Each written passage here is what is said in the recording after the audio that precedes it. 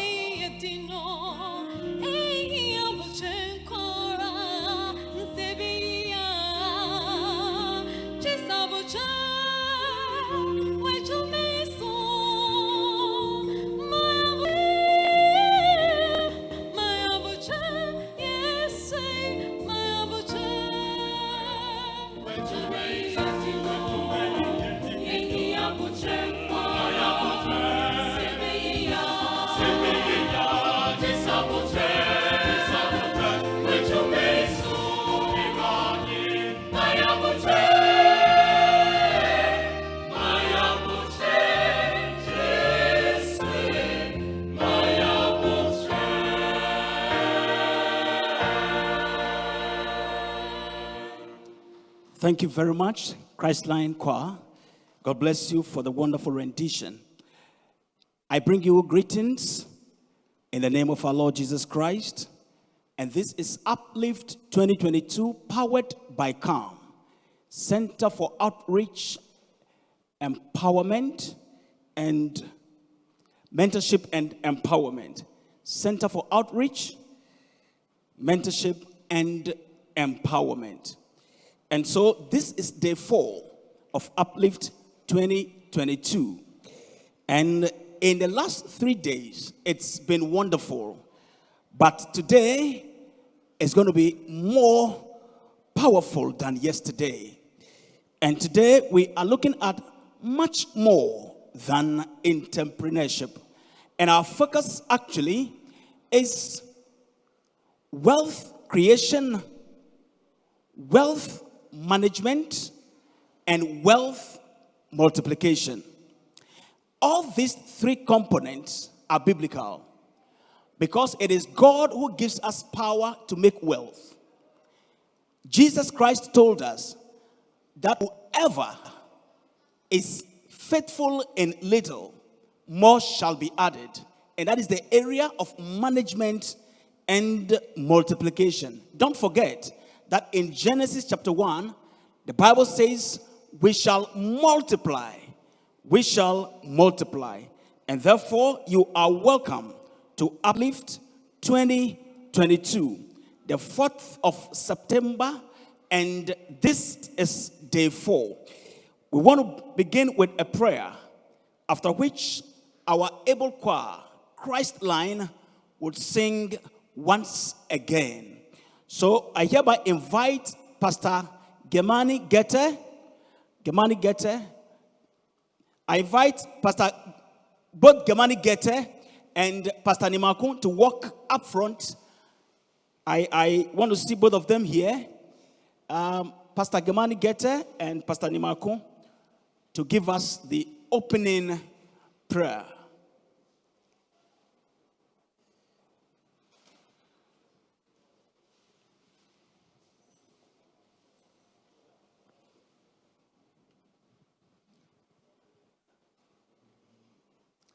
Let us pray. Father, thank you so much for the blessing of worship.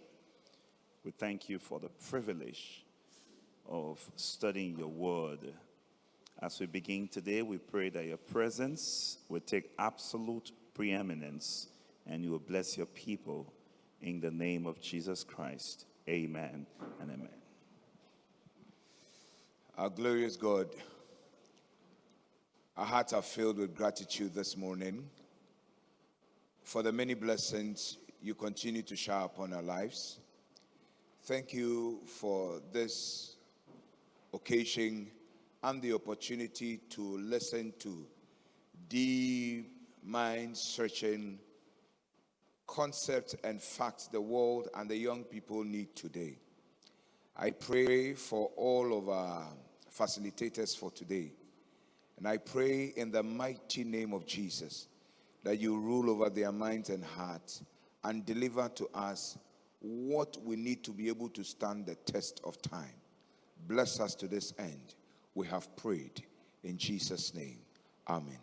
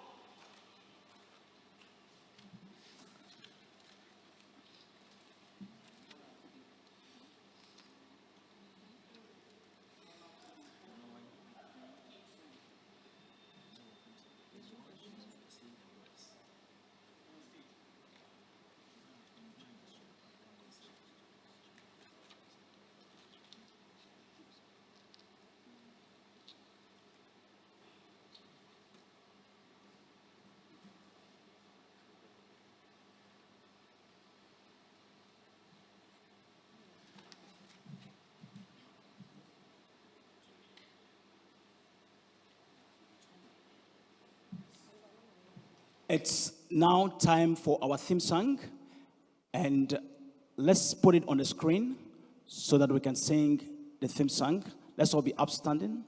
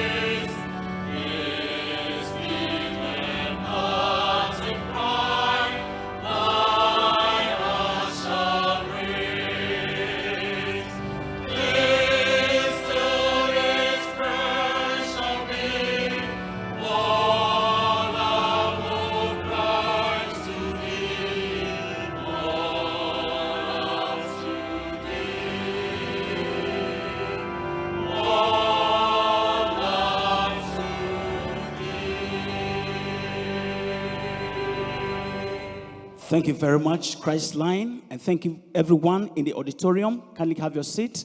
And those of you watching us across board Hope Channel, 3ABN, and the various social media platforms. Like I said this morning, it's about wealth creation, wealth management, and wealth multiplication. And that is basically innovation, creativity, and entrepreneurship. And so we have two lectures coming up. The first one that we are about receiving is by a friend and one of the foremost Ghanaian entrepreneurs and a brother. He is a social entrepreneur, a business coach, author, speaker, certified trainer in entrepreneurship development, a certified expert in SME finance, a certified expert in digital finance, and certified expert in agricultural finance. He is currently the Director of Business Support and Policy for the National Entrepreneurship and Innovation Program under the Office of the President of the Republic of Ghana. He is a co-founder of a couple of companies in Ghana. He is a former managing director of a 21-branch financial institution and a former general manager of a private television company also in Ghana. He is an IBA accelerator and a mentor.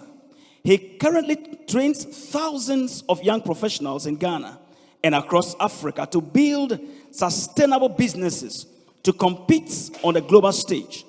He is currently the chairman of the Ghana Startup Act Committee and a global innovation advisor with the International Development Innovation Alliance. Here again, he enjoys training startups and SMEs on how to build businesses from scratch, developing blueprints to startups, fundraising for startups and SMEs, business management skills, and building strong corporate governance systems. He is a top-class SME consultant and sits on many business panel pitches across Ghana and Africa. He is currently the lead team member for the NEIP for the World Bank project and part of the technical committee on the Ghana Economic Transformation Program with the World Bank and the Ghana Digital Acceleration Project under the World Bank as well. He's not just an entrepreneur, he's also an author with 3 books to his credit and more to count soon. He's an adjunct lecturer in digital transformation for the Akenton Apia Menka University of Skills Training and Entrepreneurship Development, codenamed Amusted. And he's a part-time practical entrepreneurship lecturer for the Ghana Institute of Management and Public Administration. We are here to receive with round of applause for our first lecture on entrepreneurship this morning, our brother and friend, Franklin Owusu Kekari. Let's welcome him with a round of applause.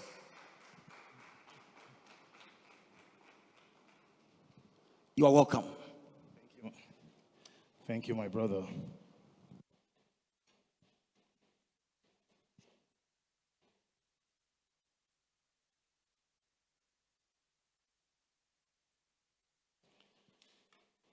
I welcome all those online and all those in the auditorium to the day 4 of the UPLIFT program. It is a joy to be here, and it is a joy to speak to thousands of people who are also viewing online. I bring you greetings from the Akenton Apia Menka University of Skills Training and Entrepreneurial Development. This is a university which was previously known as the University of Education, Kumasi Campus. And it was a joy and a thrill to touch many lives of young people from Thursday, which was the 1st of September, to yesterday, the 3rd of September. We looked at how education and jobs are being transformed through the 4th Industrial Revolution. And we challenged the young people that the time has come for the young people of this country, the young people of Africa, to begin to think differently. Otherwise, the current system of technology and digital transformation happening in the world will make them obsolete in the corporate markets. So we challenge the young people in 3 key areas: as educated minds, as educated hands, and as educated hearts. And at the end of the 3-day presentation, some of the students surrendered their lives in baptism to the glory of the Lord. About 13 students were baptized. Friends, the time has come that we need to be able to look at how best we are moving with the world, how we can also continue to be in tune with the current system and the current happenings around the globe. My dear friends, on this note, I welcome you to day 4 of the UPLIFT program. And I want to tell my friends who are not in Ghana that Akwaba, you are warmly welcome. This is just a brief about me. What you see here, the numbers you see on the screen represent some of the things we are doing. Friends, I have been in the church for 26 years. I was baptized into the Seventh Adventist Church in 1996. And that is enough time to learn everything that I need to learn about the church and how we can be able to help transform the future of the church. You see 5+2.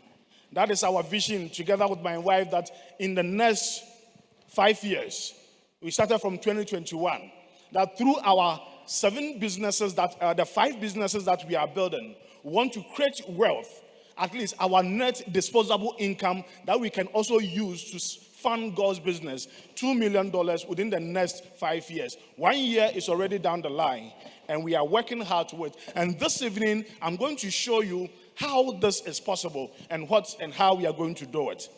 I am 41 years old, and the Lord has granted me life for me to live. I am married for the past 13 years, and I have 2 girls. One is 12, one is 10.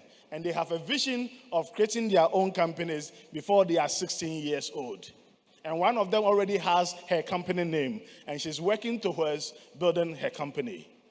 Friends, we need to begin to change the minds of our young people. Business as usual cannot continue. And the church must be looked at in a different light as we near the close of time and see the coming of our Lord Jesus Christ. Friends, certain things keep me awake every night, and I cannot. We traveled through, we finished our presentation at the Akintiapiaminka University by 6 p.m. We have to go and pack juice and bread and bring to the UPLIFT program. We set off, we go to Accra 1 a.m. By the time we settled down to sleep, it was 2 a.m. We have to wake up 5 a.m. to make sure that we are here 8 a.m. at the UPLIFT conference room. Friends, we cannot sleep, for we have a short time and it won't be long. Our Lord will come, but we must make best use of the little time we have.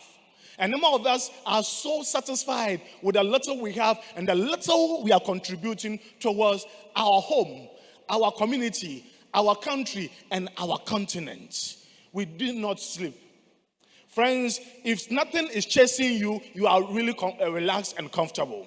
But when something is chasing you, if a lion is chasing you, if a dog is barking at you, you will jump a 7-foot wall without even realizing that we have jumped a 7-foot wall. Many people are comfortable. Many people are relaxed. Many people are okay with the little they have. Friends, some of us cannot sleep. When you were born into a family of poverty, when you are born into a family of poverty, you cannot sleep because you need to feed your people. When you visit your village and someone will ask you, "Uncle, can I have 1 cedi so that we can buy fish to prepare food for the family?" It moves you to tears. What can 1 cedi do? Sometimes you don't have any option than to empty your entire wallet and give to people. Friends, in the church, when we attend church on the Sabbath, on Sunday you visit churches. After close of church, people want to see you, not to ask you questions about the sermon, but to put before you their plea to feed the family, their plea to pay their children's school fees, their plea to be able to make a living. We cannot sleep. Friends, we cannot sleep when we have a continent that have a situation. This is the current situation. When you look at the screen, we have the current countries with the highest youth unemployment. And our country, South Africa, is leading. Our friend South Africa is leading the course. Sometimes Europe and America pretend as if that they have no issue when it comes to youth unemployment. And if you look at the top 10 countries, America is part of the countries that are bewildered with youth unemployment. So it's a global crisis all of us find ourselves in. It is a critical issue that we need to be able to have a look at it. That is why when we bring it down home to our country, Ghana, friends, the statistic is staggering. You look at it, and that in this country, we are a population of about 30.8 million people. This 30.8 million people, those between the age bracket of 18 to 35, are about 17.8 million. And out of this, if you put together the total unemployment, youth unemployment rate we have in the country is 12.6%. That is critical.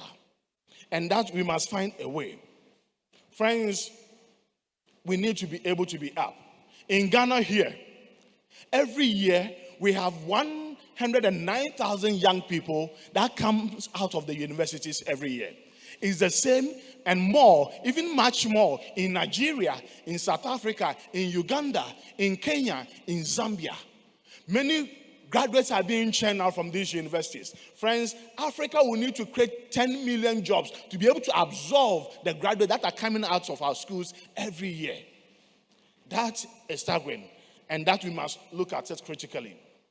If you look at the demography, we're just comparing some data from Ethiopia, Nigeria, South Africa, and Ghana, and it will surprise you. When we look at the job mismatch in Africa, some of us cannot sleep.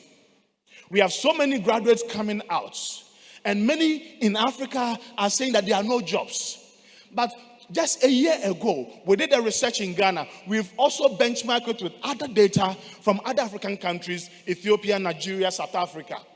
And if you look at the job mismatch, in Ethiopia, graduates who have skills but do not match the industry is about 3%. That of Nigeria is about 6%. That of South Africa is about 9%. In Ghana, our mismatch rate is 15%. So we found out, we interviewed close to about 300 businesses. And I can tell you the truth that 50% of employers in Ghana have vacancies that they do not have people to fill. Meanwhile, we are churning out a lot of graduates. This is a concern and this is a burden. It is a paradox of job creation. People say they have jobs, but they don't have people to fill the vacancies. Students and graduates and citizens are saying that we have graduated, but we do not have jobs. There's a complete mismatch. Something must be done. This picture is the true picture also of our church. It is a reflection of what is in the church as well. Friends, by 2024, we are going to have 6.6 million young people. We did this calculation based on the current free SHS in Ghana. And we benchmark with the output that comes every year. By 2024, 6.6 million young people between the ages of 18 to 35 are joining the Ghanaian workforce. Where do we place them? And the church shouldn't be sitting aloof, because this 6.6 million, part of them are church members. What direction is the church also given in terms of ensuring that our members will not graduate and come out of school empty and struggling to fit in? Friends, a strong mismatch exists between available skill set and the demands of employees. Over 50% of tertiary degrees enrollments occur in fields with limited or no future growth. So those of you in level 200, level 300, by the time you are done with your education, your course or your career path is already obsolete in the corporate markets. We need a new direction. We need a new thinking. We need a new way to be able to make money. Friends, this staggering statistics is showing why in just a year ago, when COVID-19 struck, we had girls between the ages of 10 to 14 years. About 2,865 of these girls got pregnant in Ghana within the COVID period. The church cannot sit aloof. The church cannot sit aloof on this one. And just exactly that time, we're rolling a program out by our outfit, the National Entrepreneurship and Innovation Program. The program was to provide some skill sets for vulnerable youth and also for the entire youth bracket. We're able to provide support for 46,000 young people. And through our program, I met some of the young girls. You meet a 16-year-old girl who has 3 children. And they live in abject poverty. Can you imagine 10-year, 14-year-old girl pregnant? This is the reality. And don't think that some of them are not Christians. Most of them were born and Christianed in the church. Friends, girls between 15 and 19 years got pregnant. This cannot let you sleep. This cannot let you sleep. Let me share another staggering statistics with you. There's something we call needs. Neither in education or employment or training. When we start the part of education in Ghana today, we start with about almost over 800,000 children. As they progress on the ladder, you'll find 10% in apprenticeship. About another 5% go into vocational, institutional, and technical streams. The technical institutes absorb about 7% of this number. About 55% of these over 800,000 young people go into senior high school. Now, when they progress from the senior high school, out of over 800,000 people, only 243,000 are able to progress to the universities. That is 29% of those we progress. You see how we throw people behind the scene. And the church has a role to play in this, because some of these people who are thrown are also within the church. And you have 71% of them neither in education, neither in employment, neither in training.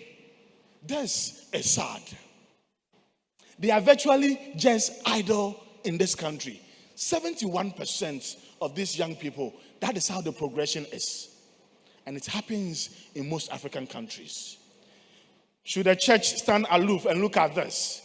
We are not doing well if we should be able to just eat and sleep and preach the Bible and go to bed.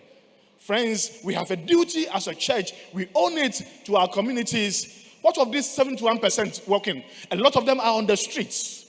A lot of them are in the villages. And that's why they have the freedom to be able to get pregnant at the age of 10, because there's nothing to do.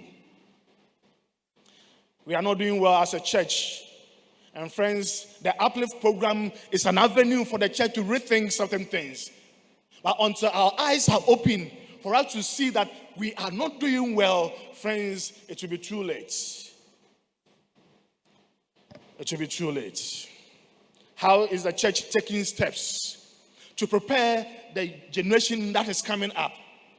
And sometimes some of us are getting tired already, because we need to move out and provide that holistic education for young people, so we can begin to change the demography of world creation, how things are done. Friends, the future of work and education is staggering, and the church sits aloof, will be left behind without knowing. And the future of work is also the future of the church. If the church does not work in commensuration with the current trend of the digital innovation and the current trend of the education and the current trend of training new minds, the church will be available. The church room will be there, but it will be filled with people who are not educated. And educating, I'm not talking about schooling, because I tell the young people that never allow your schooling to interfere with your education. We need to begin to rethink. Friends, if in a future of unprecedented societal shift, education is crucial to managing the challenges ahead. What is happening to Christian schools? All are absorbed by government. So the values are dropping. What is happening to my church school? From basic to the university. I can tell you the truth, in the next 5 years, students will no longer just go through the process of being applied to go to a university. No, students will sit at home in the comfort of their rooms and be able to, like Netflix, select the kind of education they want. University may become obsolete. And it is in and it is coming very soon. If the church doesn't prioritize, our institutions will just be a building where we can only put people to sleep, but not to train minds. Things are changing with more automated, digital, and fluid job markets. Today's higher education system are quickly becoming incompatible with the future we are looking towards. We are 2 decades into the 21st century, yet higher education generally still geared towards succeeding in the 20th century. We do a lot of things as if we are in the 20th century still. Let me share this with my church leaders, with the Christian community, with educators in Africa. Friends, the jobs in Africa, the jobs globally are diminishing. About 75 million jobs are declining. Let me just share the top 10 declining jobs. If your church members are found in the area of data entry clerks, in the area of accountants and bookkeepers and payroll clerks, administrative, executive secretaries, assembling and factory hands, client information and customer service, accountants and auditors, material recording and storekeepers, general and operational managers, friends, these jobs are becoming endangered species, and they already are extinct. And in the church, most of our children are in accounting, are in the humanities. They will come out and be a burden to the church again because what they pursued is obsolete. Until the church become pragmatic and ensure that we have to give our children a future and a hope, which Jeremiah talks about, we need as a church to set up and begin to transform the minds of the young people. We need to begin to transform the mind. And this is what UPLIFT is seeking to do, to enhance the work of the church. Just that. But when leadership does not see vision, friends, when we cannot see vision from the point of educators, when we cannot see vision from the point of parents, when we cannot see vision from the point of government, when we cannot see vision and leadership from the point of the clergy, from the point of the laity, who will also be found wanting, just like nations that are found wanting. Friends, the 30.8 million, how much is the church strategizing to have as a market share? We have 17.8 million young people. It forms about 57 to almost 60% of the youth bracket. And this is the component of the Christian community. Some churches, some religious groups are thinking ahead. So they are putting measures in place to have a market share of this 17.8 million. That is the future of every nation and every country. That is where the world is going to come from. What strategies is our church also putting in place? This evening, I'm going to share with all the professionals within the Christian community, the professionals within the Seventh Adventist Church. I will share with you how we don't have to become ordinary professionals, but think to become extraordinary professionals that will hold the world of this nation. Friends, where the world is going right now, the church needs to strategize on three things. Number one, digital knowledge. This is where the world comes from. You want to be rich and you have no idea in the world of digitalization. Friends, you are already an endangered species. Number two, proactive job search skills. Proactive job search. How are we training our church members to be in the position of proactive job search skills? This is what can create the wealth. This is what can turn the tithe ratio around. This is what can support our ministries, our agencies as a church, our supporting institutions like the hospitals, like Hope Channel, like 3ABN, like our schools, like our food services. It is the money and people within this bracket that can be able to provide the solution. And the third one is entrepreneurship. And in the evening, I will draw much more in that aspect. How can professionals who are already engaged begin to earn multiple streams of income? How can those who are coming out from school and have no business can be able to begin to position themselves to attract wealth? Friends, wealth is not just something that you go to school and you find a job and create it. You must have a skill set that attracts the wealth. If you have nothing like that, no money will come into your hands. Friends, this evening, join us here in the auditorium. And wherever you are in any part of Africa, join us as virtually we look at the dynamics of the current proactive disruption that we can cause in our globe today. And this evening, I'll dwell a little bit on this, what is on the screen.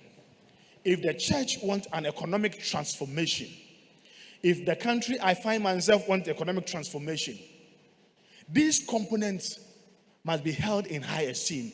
If the church wants to create a people who controls the wealth, these must be critically looked at. One of them we call systems. Sometimes I sit back when I meet some of Christian church leaders, when I meet some of the religious church leaders, I say, what systems have you put in place to attract wealth from the next generation? And obviously, some do, some don't. There's no system in place that will look at the next 10 years, the next 5 years, the future of the coming generation. The next one to look at is innovations. I've captioned my presentation this evening, the 11th commandment, thou shalt innovate. And you don't have to miss it. And friends, it is the 11th commandment when you go to Jerusalem today. Thou shalt innovate. And that is where the world is heading to. The third one is sustainability plan. What sustainability plan are we putting in place to ensure that the church doesn't lack? We have a generation that is standing tall and they have the resources to impart. Number 4 is funding. Friends, I can tell you there's money circulating around the globe. There's money circulating around Africa. There's money circulating in Ghana. Free money, grants, a lot of grants. It's circulating around. I'm chasing some right now to go and do a project in Liberia. Pastor Gete, I'm coming into your territory. Friends, we can't sit just in Ghana. Some of us are seeing opportunities. I was in Sierra Leone 3 months ago. Amazing. My mind was blown away. And when I flew over Liberia, I said, I need to come to this country. Friends, we think we are deprived. We think we are poor. We think there's no solution. Where there is problem, that is where the money is.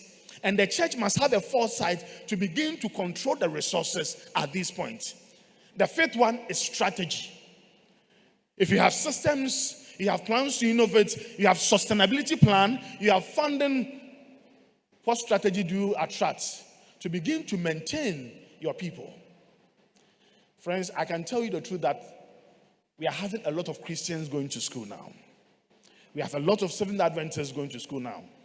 At the University of Kwame Nkrumah University of Science and Technology, we run 2 shifts in church service. There's an auditorium that takes over 600, but it cannot contain the students. So we do 2 services at KNUST. These are the cream de la cream of the church. The same number, over 800 in the University of Cape Coast. University of Education, Winneba is churning out some good Adventist professionals, some good Christian professionals. Oh, University of Ghana is doing similar. But look, if you don't have a strategy, these people, by the time they are well-to-do, the church no longer looks attractive to them. So they'll have to find places where they can put the money that we have taken care of them and prayed for them over the years. And the money is channeled outside where it's supposed to be. There should be a strategy to be able to create that wealth and sustain that wealth. The last one, the mega trends. When we say the mega trends, friends, even our inspired writer said that we cannot be late. We cannot be late and be behind. We need to stay close to the tide so that we can be able to flow along using the mega trends to also finish God's business. Friends, how relevant is a church in the space? And this is where I have huge burden. When I look at my own church, we have lost grip of the health sector. We have lost grip of the educational sector. We have lost grip of the food sector. We have lost grip of the technological sector. How relevant are we to the economy of Africa? How relevant is the church to the economy of Ghana? If churches were to be closed down today, what would be our defense if only 2 churches were to be maintained in Ghana? What would be our defense to tell them that we are handling these essential services, and as such, when we are off, the entire economy of Ghana will come crumbling down? We don't hold any grip. There's a proverb in an Akan language in Ghana. If you are a salt, your presence will not even be felt, your taste will not even be felt in the soup.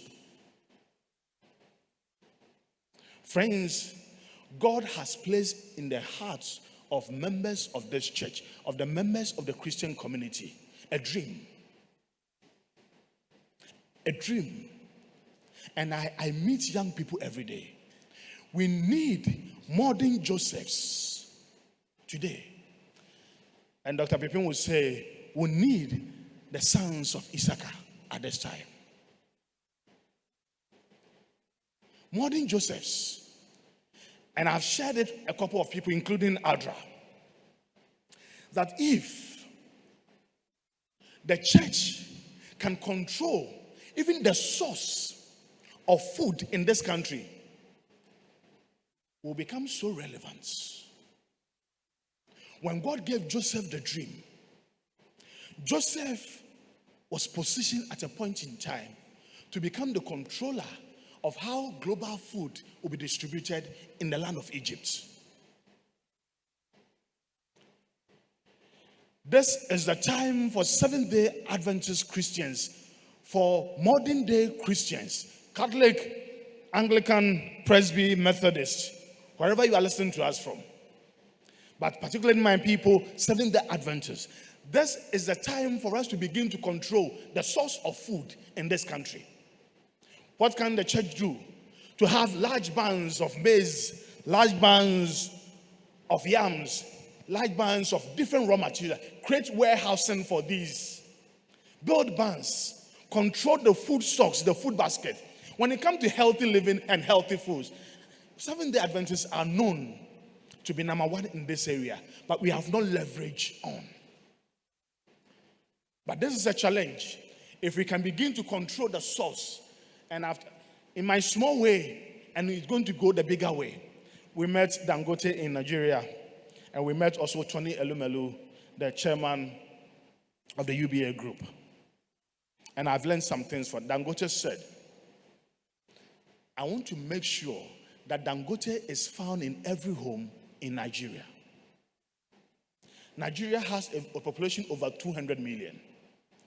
If Dangote is in every home of Nigerian, and he's even making just 1 naira, that is 200 million naira every day. Yesterday, I shared something with the student as Akintapi Minka. Bill Gates makes $250 per second. By the time you blink your eyes and open, he makes $250. That is $20 million every day. $20 million every day. And it is not difficult to do. Between myself and my wife, our plan is to invest in the food sector.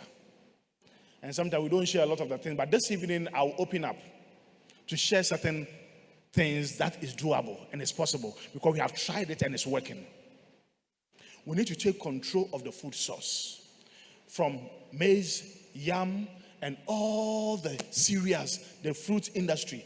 We have to be able to have some professionals in this church who can be able to think and create value. When we are the embodiment of holding the source of the food in this country, the country will take you serious. Because we don't control any source, when decisions are being taken, nobody even mentioned our name. I have sat on roundtable discussions where names of religious bodies and churches are being mentioned for planning. And after they mentioned, I realized that we are out. Where do we place relevance? Friends, this is a personal quote. We must control the source of the wealth to have a grasp of the impact of the gospel. Friends, we must control the source of the wealth to have a firm grasp of the impact of the gospel. Now, people are being moved towards places where their needs will be met. People are moving to places where their needs will be met. That is why we need modern Josephs to begin to rethink how to salvage the situation. If there's going to be famine and we are people of the book, we are people of the prophecy, we know as we near the close of time, there will be famine. Joseph, God revealed to him. He didn't sit there. When the dream, he gave solutions. We know what is going to happen. There will be famine. What solutions are we providing to us? Where the whole world can run to us for food. I tell you, during the COVID era, at that time we have launched one of the new business line.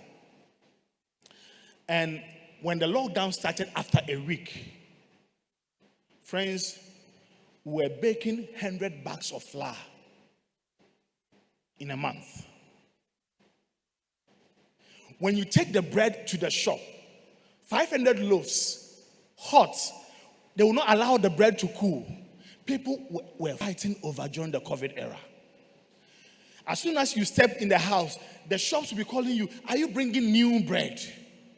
Because people are queuing in my shop waiting for bread. Friends, it's going to happen. We need a generation who will think to take the source and control. God has already given us a prophecy. But we will sit aloof and wait till its accomplishment. We are not doing well. And this evening, I want you to be here. As we share the practical steps, if you have nothing to do, what to do. If you're already working, a lot of our professionals have become lazy graduates and lazy professionals. Office to the house, sit and watch DSTV, watch Champions League, eat and sleep. And that has become the routine. If that is your routine, you have nothing serious to achieve. We need modern day Josephs who will transform our country. Friends, the world follows where their needs will be met.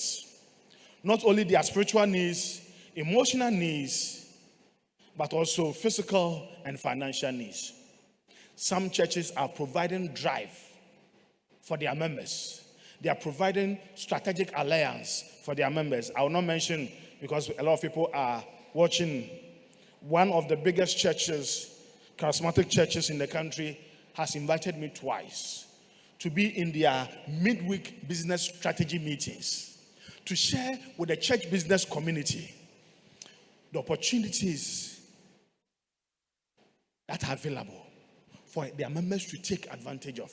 And not only me, all heads of ministries, departments, and agencies are invited regularly to do that. We've started something. We've shared the vision with our church leadership, and some bold steps have started. We pray that we can enrich it and begin to create a new generation. Friends, we need some Christian professionals to tap into the wealth of the nation. Africa has a private wealth of 2.1 trillion. In Africa alone, private wealth of 2.1 trillion. God wants us to tap into that wealth. Philippians 4:13 said, we can do all things through Christ who strengthens us. We need certain kinds of people. If you're a professional hearing my voice today, we need to set up. There's money in Ghana. There's money in Africa. There's money across the globe circulating. We can't let it fly around us. We need people with a vision, people with a focus to tap in for this business. Because it is much more just being an entrepreneur. Because it is about the kingdom business. It is about territorial dominance. God wants us to dominate the earth. Now, people are taking over the territorial dominance with their financial strength and capabilities. If we don't change the generation of the professionals we have in Ghana through the Seventh Adventist Church, we'll have other people with the world to control the territorial dominance in the Christian world. So they will hold fake gospel, but they have the resources, so people will go there. He said you have an authentic gospel. What do you use to attract the people to come to you? So it is about the kingdom business. It's about territorial dominance. And it's about financing, enhancing livelihood. People are suffering even in the church. We need to enhance livelihood. These three components is what keeps some of us awake every night. We cannot give excuses anymore. We cannot give excuses anymore. Jim Rohn, which is my last message, said that if you really want to do something, you will find a way. If you don't, you'll find an excuse. And most of us love excuses. Most of us love excuses. If you really want to do something, friends, no matter how tough this country, how tough this continent is, you will find a way. If you don't, you always get a good excuse. There's always a good excuse. Who are those rising for the challenge? I invite you tonight, this evening, 6 p.m., at the Nat Auditorium. Those of you virtual, if you are not in Accra, join us. And let's look at practically how to be able to take advantage and build wealth for the kingdom of God. God bless you.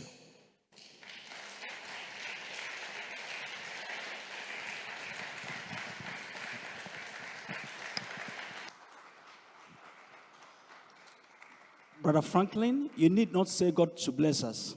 We have to say God bless you. God bless you so much. I believe this is a good time. And there is nothing else to say than for all of us to take advantage of what we have heard this morning and then to rise to the task. He said tonight, he has the key, the 11th commandment. Thou shalt innovate. Those of us watching, I always tell you that the feeling in the auditorium is different. It's something different. And you better watch out and make a move that tonight by 6 p.m. you are here. God bless you, Brother Franklin, once again. At this point, we would once again invite Christline Choir. They've already given us some wonderful tunes. And want to see them sing again. Even as they join us, I want you to be ready for our second speaker. Another wonderful presentation is coming up. And remember that when you sing well, you have prayed twice. Christline will join us very soon to sing. I want to say that whatever is happening here is not outside the Bible. It's not outside the Bible. Today, it is innovation, creativity, and entrepreneurship. We are focusing on wealth creation, wealth management, and then wealth multiplication. And don't forget that it is God who gives us power to make wealth. It is biblical. Jesus Christ said when we are faithful in little, he will put us in charge of more. That is his management. He said we would multiply. He will bless us, will be fruitful, multiply, and subdue the earth. That is what he said. That will take over the territories of the world. Subdue it, subdue it. And so we will do our best in this generation whilst we wait, work, and watch for the second coming of Christ. Christline will take over and give us a beautiful tune. I'll come back to introduce our second speaker, and then we would move on.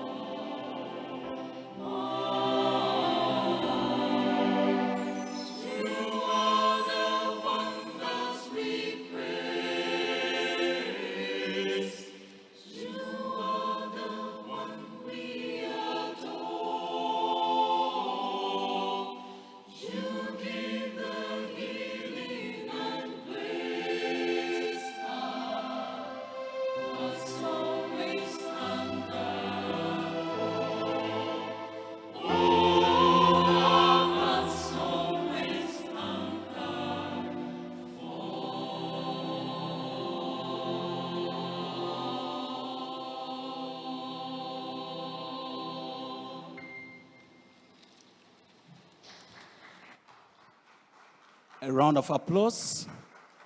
A round of applause for them. Christline, you're just wonderful. You're just wonderful. God bless you. God bless you so much. God bless you. We are about to enter into the second segment of our presentation this morning. But before I introduce our lecturer, I should say, I have a little quiz based on what we are doing today.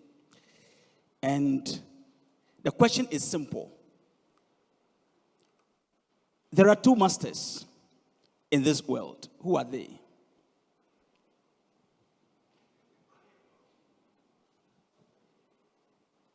Are you sure? He said, who are the two masters? They are afraid to say anything anymore. But all around the world, we think the two masters are God and Satan. Jesus says it is not true. The two masters are money and God. God and money. Let me prove that to you. If you have the biblical text with you, turn to Matthew chapter 6, verse 24, and listen to what Jesus Christ said. I'm saying this in agreement with the first speaker. Affluence is for influence.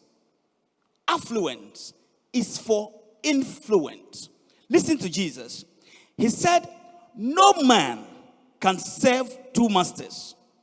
For either he will hate the one and love the other, or else he will hold to the one and despise the other. Now here comes the two masters.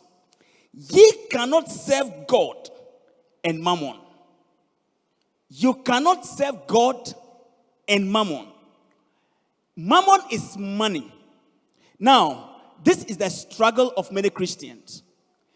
If you cannot serve God and mammon at the same time, then those who have money, the idea is that they have chosen money, and so they have rejected or neglected God. And so those who want God think that they have to reject money in order to have God. But that is not what Jesus is saying. When you serve money, when you make money your master, if money rules your life, if you serve money, you will lose God. But when you serve God, when God is your master, and you find money, money will serve you. I hope that is clear. When you serve God, when you know God, spiritually established, money will serve you. Affluence will give influence. Please, Christian church, and especially my friends from the same faith, Seventh-day Adventists, let's listen to what these great men are putting out. This morning, I took my bath, I brushed my teeth, I slept on bed, I washed myself and all that. Everything I did this morning is what? Money. Money. All right. This is not a lecture. I'm only here to introduce the next speaker. We have another great personality from this African soil. And for the last few days we've spent together, it tells me that Africa can really become independent. We can be of ourselves. His name, listen very carefully.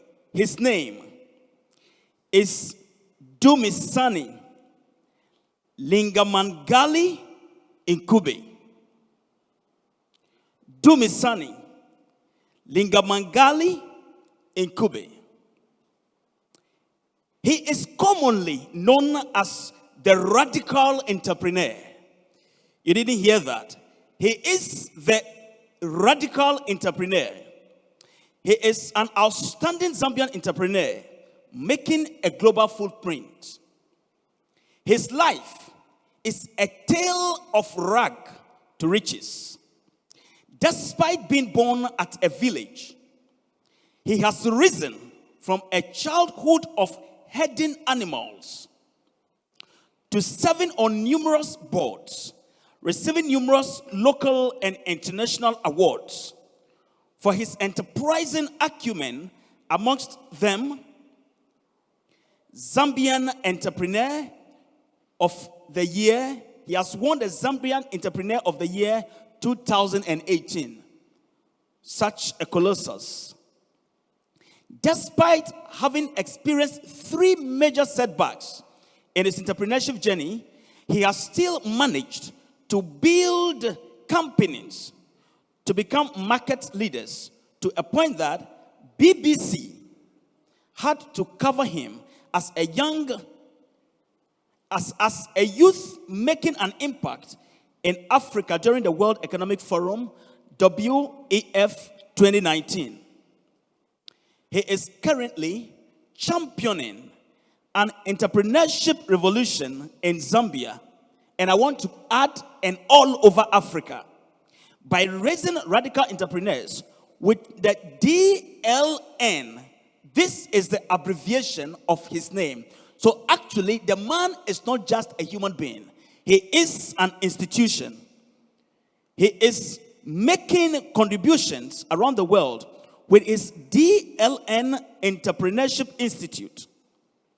Dumisani, known as the radical entrepreneur, is a self-made and renowned entrepreneur and public speaker who has built the DLN empire consisting of DNL Technologies, Aduk Investment, Glad Tidings Software Limited, DLN Entrepreneurship Institute, and most recently, DLN Media. From a very young age, his determination and strong will to do business has seen his life change significantly from a village boy to a successful entrepreneur. He occupies a large space on the African continent and the world over. With a rousing welcome and applause, let us receive our second speaker, Dumisani. Let's give him a loud applause.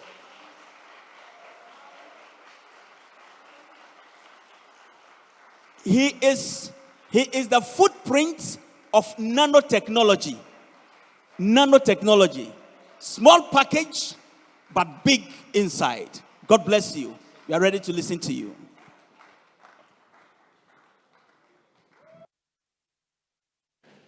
Good morning.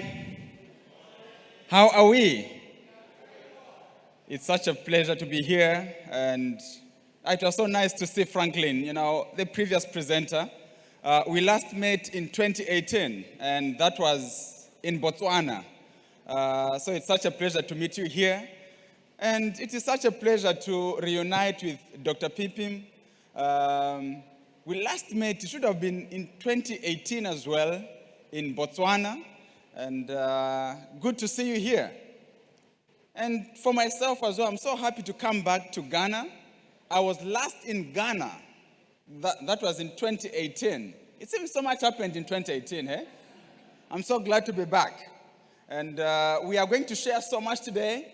We are going to have a very, interactive day. So what I'll set through this morning is basically an intro of what we are going to discuss later on in the evening. So I would invite you to make sure that you don't get to miss this evening's presentation. It is extremely important. What I'm putting now is basically the base as we get started for the evening presentation. I'll be sharing with you why, when I visit certain countries, I'm welcomed by the head of state. When I visit certain countries, I'm welcomed by the cabinet. Certain other countries by the governors. I will explain how I managed to rise to where I am. So I'll share my story with you on how Dumisani rose from a simple village boy to the radical entrepreneur known. So this morning's presentation will revolve around that. And why people would gather in excess of 18,000 to listen to this guy. So I'll share that with you this morning. But before we get to my story, we are talking about more than just wealth. So to start with that, let me say this. It being a church gathering, since we are Christians here, let me remind us that there is nothing wrong with wealth. Nothing wrong. I think we tend to miss it from that point. We sometimes feel, when you become rich, then you are greedy, there is nothing wrong with you being rich. Literally, nothing wrong.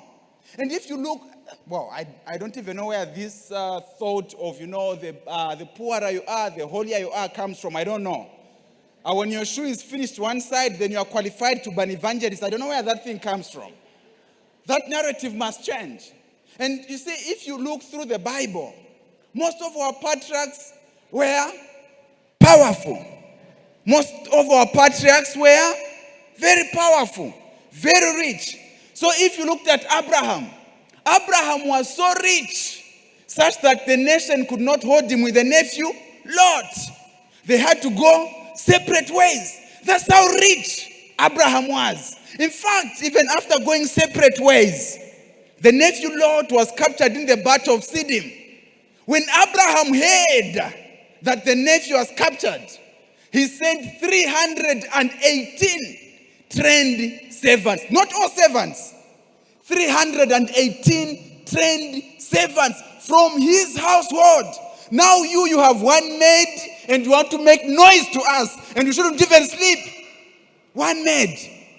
He had 318 trained servants. If you looked at Isaac was so powerful such that, the king had to chase him and he said, you have become mightier than we. That's how powerful he was. So if you look through all our patriarchs, these were very powerful people. But where do we get the message of poverty? Where do we entertain it from? And I hear some people say, no, it is okay to be poor. Jesus was born in the manger. Yes, it is true. Jesus was born in the manger, but it was circumstantial. There was a census taking place that side. They went from hotel to hotel, and all hotels were booked. That is why he was born in the manger. Not because of poverty. Don't comfort yourself in poverty. It is okay as God's children to be rich. And we have specialized in verses that seem, to support poverty. We have misinterpreted them. And amongst them, no, the love of money is the root of all evil. It is the love of money, not money itself. It is the love of money. By the way, who loves money more? The rich or the poor? The rich have it, they spend it. The poor are the ones that engage in sin to have money. See where prostitution is high, it is where poverty is. See where burglary is high, it is where poverty is. So don't comfort yourself in poverty. It is extremely important that we pick that. Are we together? And of course, there are certain verses that we've even specialized on. It is difficult for the rich man to enter heaven, just as it is for the rich man, for the camel to enter through the eye of the needle, right? It is true. It is difficult for the rich man to enter heaven, just as it is for the camel to enter through the eye of the needle. But notice, it does not say it is easier for the poor man. At that point, the poor man is not mentioned. That league is too high. We can't start talking about the poor man. Because for the poor man, it is worse. We can't start talking about the poor man. And look at the response from the disciples. They were exceedingly amazed. And they questioned him, saying, then who? If the rich can't, then who? Remember, if you're poor and you're failing to provide for your family, you are worse than an infidel. So let us not comfort ourselves in poverty. there is so much more that we can do as God's children if we had the financial muscle. Hallelujah.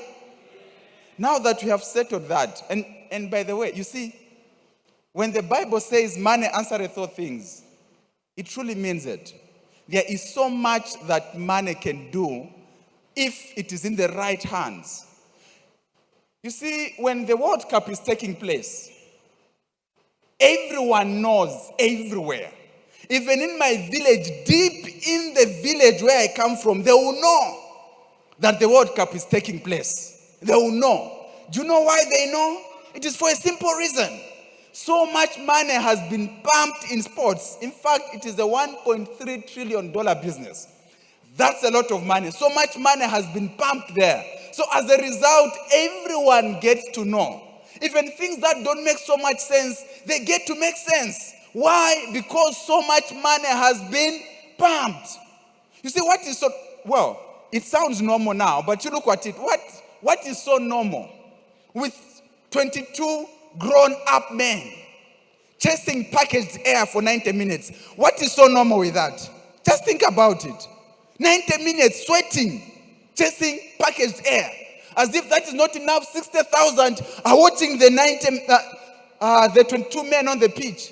As if that is not enough, the millions are clapping for the 22 men on the pitch. What is so normal with that?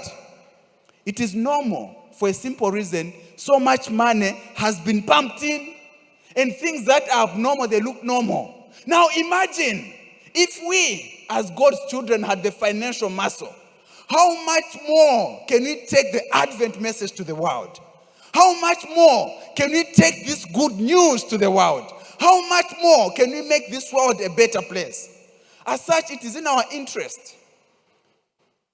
It is for the good for God's children to have this financial muscle. Now, having said that and having laid that foundation, how then can we prepare ourselves to earn and have this financial muscle? One of the surest ways is entrepreneurship, which is what we'll be discussing today. Entrepreneurship. And why entrepreneurship? Entrepreneurship is one of the surest ways of becoming wealthy. 74% of the world's millionaires and billionaires are made because of entrepreneurship. They are self-made because of entrepreneurship. Those that rise through their careers, jobs, CEOs, those account for only 10%. 74%, those are entrepreneurs. And you see, the narrative was changed. And this narrative was changed across Africa. You see, back in the days, our parents said, go to school, get a job, and become successful. They were right. Because then, Africa had very few universities. So if you graduated from university, a job was already waiting for you. But now, tables have turned. Courses that guaranteed you a job can no longer give you a job on graduation. In our Zambian setup, if you graduate as a medical doctor, creme de la creme, 7 years behind the desk, a job is no longer waiting for them. They have to carry placards. Medical doctors. And this is the story across Africa. And the deficit keeps growing. The only people that will solve these challenges are entrepreneurs. Because entrepreneurs curb unemployment. Entrepreneurs bring about innovation. And entrepreneurs bring about national development. As such, we should begin entertaining the thought of entrepreneurship. Of course, back then, those that seek the route of entrepreneurship were risk takers. Those that go the route of being employed were risk averse. But now tables have changed. Those that decide to search for a job, those are the risk takers. Those that seek the route of entrepreneurship, those are risk averse. Why? It takes an average of 6 years to get a job in your field of study. Now imagine on graduation, 2 people. One decides to seek for employment and one decides to enterprise with his or her skills. Who has higher chances of making it? Certainly one who seeks the route of entrepreneurship. And we feel you would be a lot more secure once you get a job. It doesn't happen that way. I am an entrepreneur. And when my business is going bad, especially with the coming in of COVID 2019, what happened? The people who were knocked out first were employees. Before the entrepreneur is knocked out of business, you must fire the employees. Before you, the entrepreneur, you are fired out of your business. So who are risk takers? The employees. As such, it is time that we begin entertaining the thought of entrepreneurship. It is extremely important.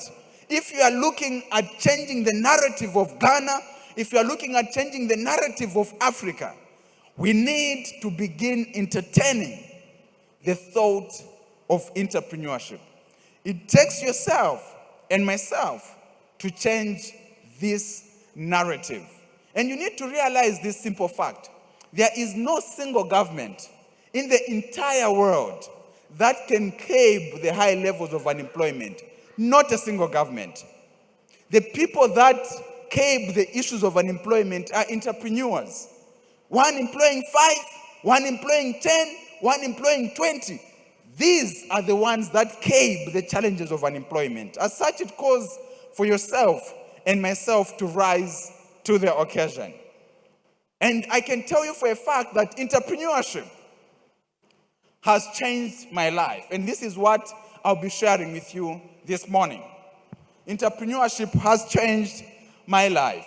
So I was born at a village, typical village, very poor background. In fact, we were so poor, such that the poor called us poor. That's where I come from. Very poor background. As you can see on the screen, you will see that I was born in a thatched house. A thatched house, no electricity. I first saw electricity when I was 10 years old.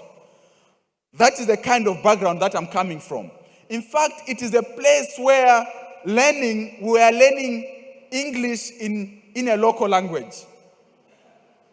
Yeah, we were learning in a local language. In fact, even English itself, we learned it in a local language. That's where I'm coming from. Then from my village, I moved to a school called Matero Boys Secondary School. Matero Boys Secondary School is a very special school. It's one of the schools that have a very high cutoff point, where you get to meet, the rich and the poor at the same school. So it was from that school that I began my entrepreneurship journey. And I'll be pausing so that maybe pick certain lessons. When I started Matero Boys, I started the business of selling pamphlets. And what I would typically do is that my colleagues were interested in the materials I was utilizing. So for those colleagues that were interested, I would tell them to say, pay me.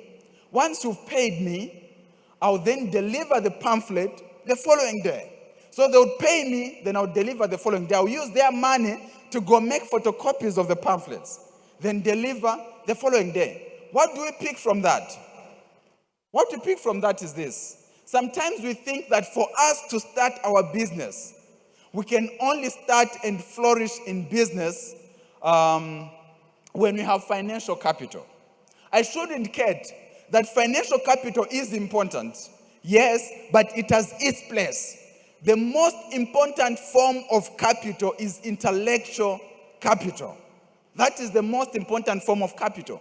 Because if financial capital is the most important form of capital, then those that have gotten their pensions would have become rich.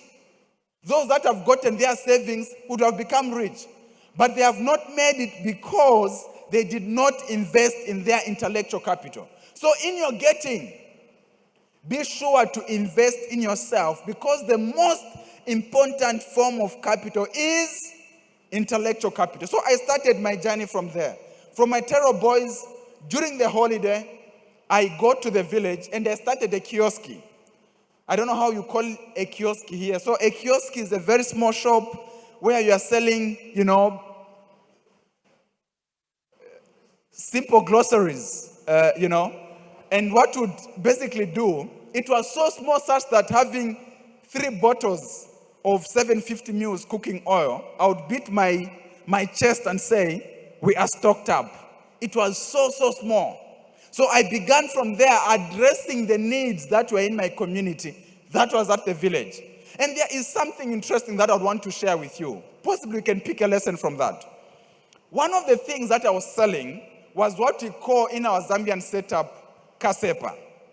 Now, kasepa, there is fish and there is sardine. Then kasepa is one of the cheapest, it's like, finger size. It's one of the cheapest kind of fish. Very, very cheap. So in our village, those who are poor, who call the poor bosses. You see, poverty is also in levels. Now, those who call the poor bosses would then buy kasepa. So, just for you to get it in context, a meda, a bucket of carpenter would cost, or a bucket of sardine would cost 30 kwacha then. But a meda, same quantity of kasepa would be like 6 kwacha. So it was very cheap. So those who are poor would then get that. So people used to make fun of it. And I remember at one time, I was contributing to a conversation that was taking place with peers. As I was trying to contribute, one of my, friends just shouted at me and said, "You get out of here, just know how to sell kasepa." And everyone laughed. Now here's something interesting. The gentleman who said that had nothing of his own. I had something of my own and is making fun of me, and everyone is laughing. And all those who are laughing had nothing of their own. What we pick from that is this. There are a number of us who think that I can't do this business because how are they going to look at me? I'm a graduate. I passed so well. Or maybe I'm beautiful. Maybe I'm that. I can't do this kind of business.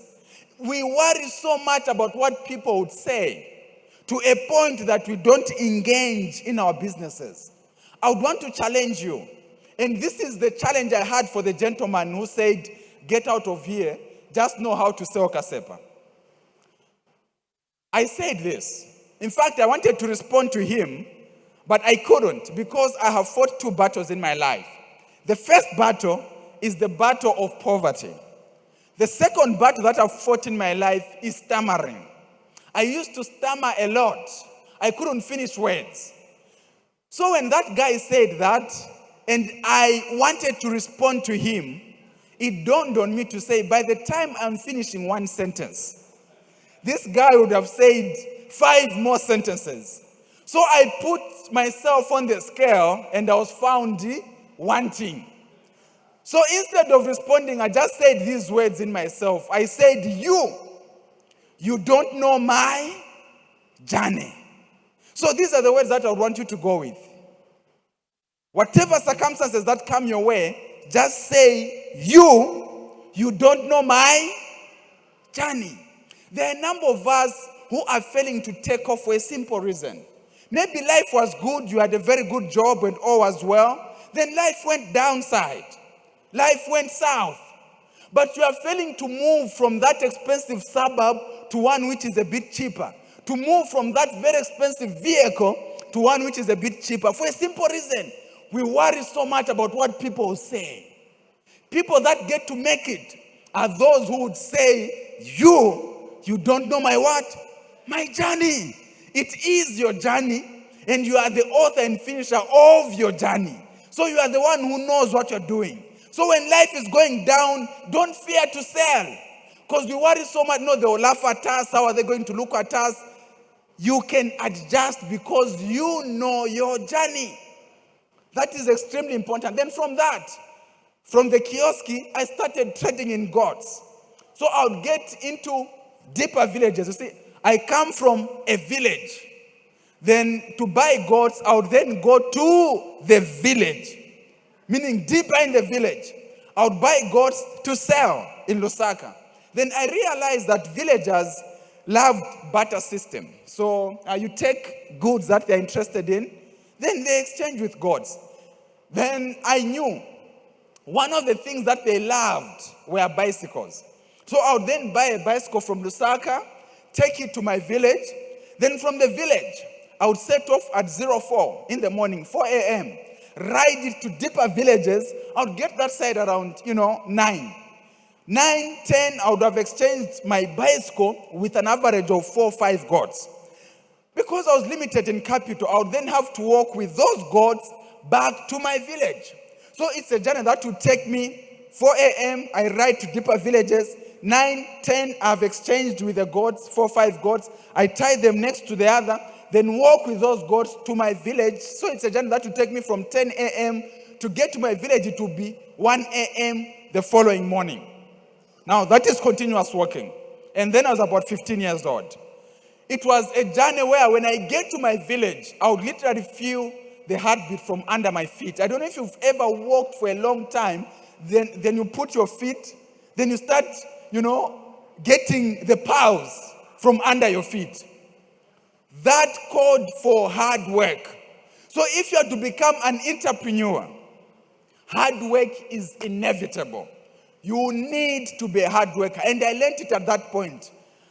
Young on. I learned it at that point. And just as of sharing, goats. Goats are very energetic. Do you have goats here? You do? Goats are very energetic. The first half of the journey, they are running from one end of the road to the other. So you have to run with them. Run with them. And you see, I even got to realize that a human being is very strong. You see, by the time you are hitting half the journey, goats are tired. They'll start sleeping on the road. Literally sleeping on the road. I tried pushing the goats. It wasn't working. I tried whipping them. It wasn't working. Then I devised a way. So what I would do is that I would tickle them. You know tickling? I would tickle them. Once I tickle the goats, they'll be re-energized for the next 25 minutes before they start sleeping. But don't ask me where I used to tickle, how I used to tickle. I don't want such questions. That ends here. Just know that I used to tickle and they'll be re-energized. Is that fine? Not that no, Dumisani, Radical, how, what, That ends here. But you see, that called for hard work. So what I want you to pick out is this. For you to become a successful entrepreneur, hard work is inevitable. You need to be a hard worker. And hard work begins where you are. Well, it's in school, you need to begin pushing to work hard. Well, it's in your current employment, you need to become a hard worker just there.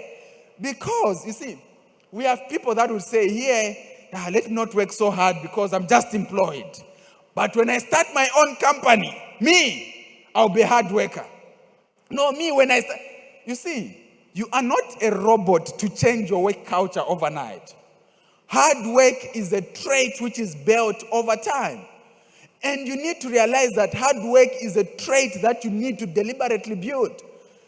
And here's something interesting. Every year, towards the year end, people make resolutions. Wait. New year, new me. Come, 1st January. I'll be new me. 1st January, I'll be closer to God. 1st January, I'll be working hard. 1st January, I'll be exercising. We make resolutions. As early as September, November, here, I'm just playing around for the last time. So that once we get to the new year, I can start on a very good note. So let me play around for the last time. January comes. Well, it surely will come. 1st January, you push yourself in those new resolutions. 1st January. 2nd January. By the time you are getting to the 5th of January, your body just says, why are you just troubling me? Back to default settings. So if you are to become a hard worker, start right now where you are. And I want you to realize this. We as human beings, naturally, almost all of us are naturally lazy. I want you to get that. All human beings, by default, we are lazy. We work hard for 2 reasons. The first one, we want to maintain the lifestyle that we already have. The second one, we want to have a better lifestyle than the one that we have. We want to achieve so much more. That is why we work hard. Or maybe let me ask a question. For those of you that would wake up at 04 to prepare for work, at 4 a.m. to prepare for work, at 5 a.m. to prepare for work, assume if you had so much money such that you would spend $1 million every day and your money will not finish in your entire lifetime. In fact, it will not finish in your lifetime and the lifetime for your children and the lifetime for your grandchildren. Would you be waking up at 04 to prepare for work? You are saying no. But you do that because you aspire for a better lifestyle. Now that you have established that naturally we are lazy, so those that then get to make it are those that are willing to shun from laziness. So begin building the traits of hard work just there where you are. So from the business of God, when I got done with my secondary education, when I was 17 years old, I engaged in my first trip to buy duvets and clothes from a neighboring country called Botswana. So I got to Botswana, bought clothes and duvets, brought to Lusaka, and at that point, life had changed. Remember, from pamphlets, got to a kiosk, goats, and now I'm buying things from Botswana. And because I was crossing the border to Botswana, I began calling myself an international businessman. I mean, I'm crossing the border. I'm an international businessman. And I remember one time, remember that friend who said, you get out of here, just know how to sell kasepa? That gentleman? Then they were asking, remember we are still teens, so I was just 17. So then they are then saying, Dumisani, we have a soccer match with a neighboring village on Sunday. So we should go together. And I remember the pause I had as he was saying that. One leg was in front. Precisely the right leg was in front. And it was tapping as he was saying that we need to go play soccer on Sunday. As I was tapping, I needed to respond. And my response was, Sunday. This coming Sunday, yes, Sunday, so we are playing with this Sunday. Am I going to be in the country? Levels had changed. Levels had changed. Remember, no one knows your story. You don't know my story. My story is now international. Levels have changed. So it was from Botswana, things were just going, great. I started getting to South Africa. I even moved from buying clothes and duvets. I was now buying iPods, MP3 players. Those were the in thing then. I was the happening guy. And all was great. And I was respected amongst my peers. 19 years old, I was the happening guy. But the unthinkable happened. 12th March 2010, Wellestad Park Station in South Africa. I was robbed, not at gunpoint, but at knife point. The guys got all the money that I had in my pockets. The only money that survived was in my inner pocket. Of course, don't ask me which inner pocket. Just know that there was a pocket somewhere and it had a bit of money. From that money that was in the inner pocket, it was enough for my transport back to Lusaka with a little change. The little change, I decided to buy myself a white suit as a reminder that I was once a businessman. So when I got back to Lusaka with my suit, it was a great reminder that I was once a powerful businessman. That became the end of that particular business. Capital gone. What do we learn from that? In business, there is profit and loss. And the moment we realize that there is profit and loss, the better for us. Because if you don't get to realize that there is profit and loss, people want to commit suicide. People get in depression when they make losses. But I understood that in business there is profit and loss. And interestingly, the same year, 2010, towards the end, I meet one gentleman who was doing a course called computer science. So computer science has to do with computers. So as he was preparing for his final year project, he was developing a package for his dissertation. So he was developing a system that would solve challenges that are faced in schools. like timetabling, accounting, and all that. Then at the same time, when I started the university, there was another man who was a teacher who had gone to the university.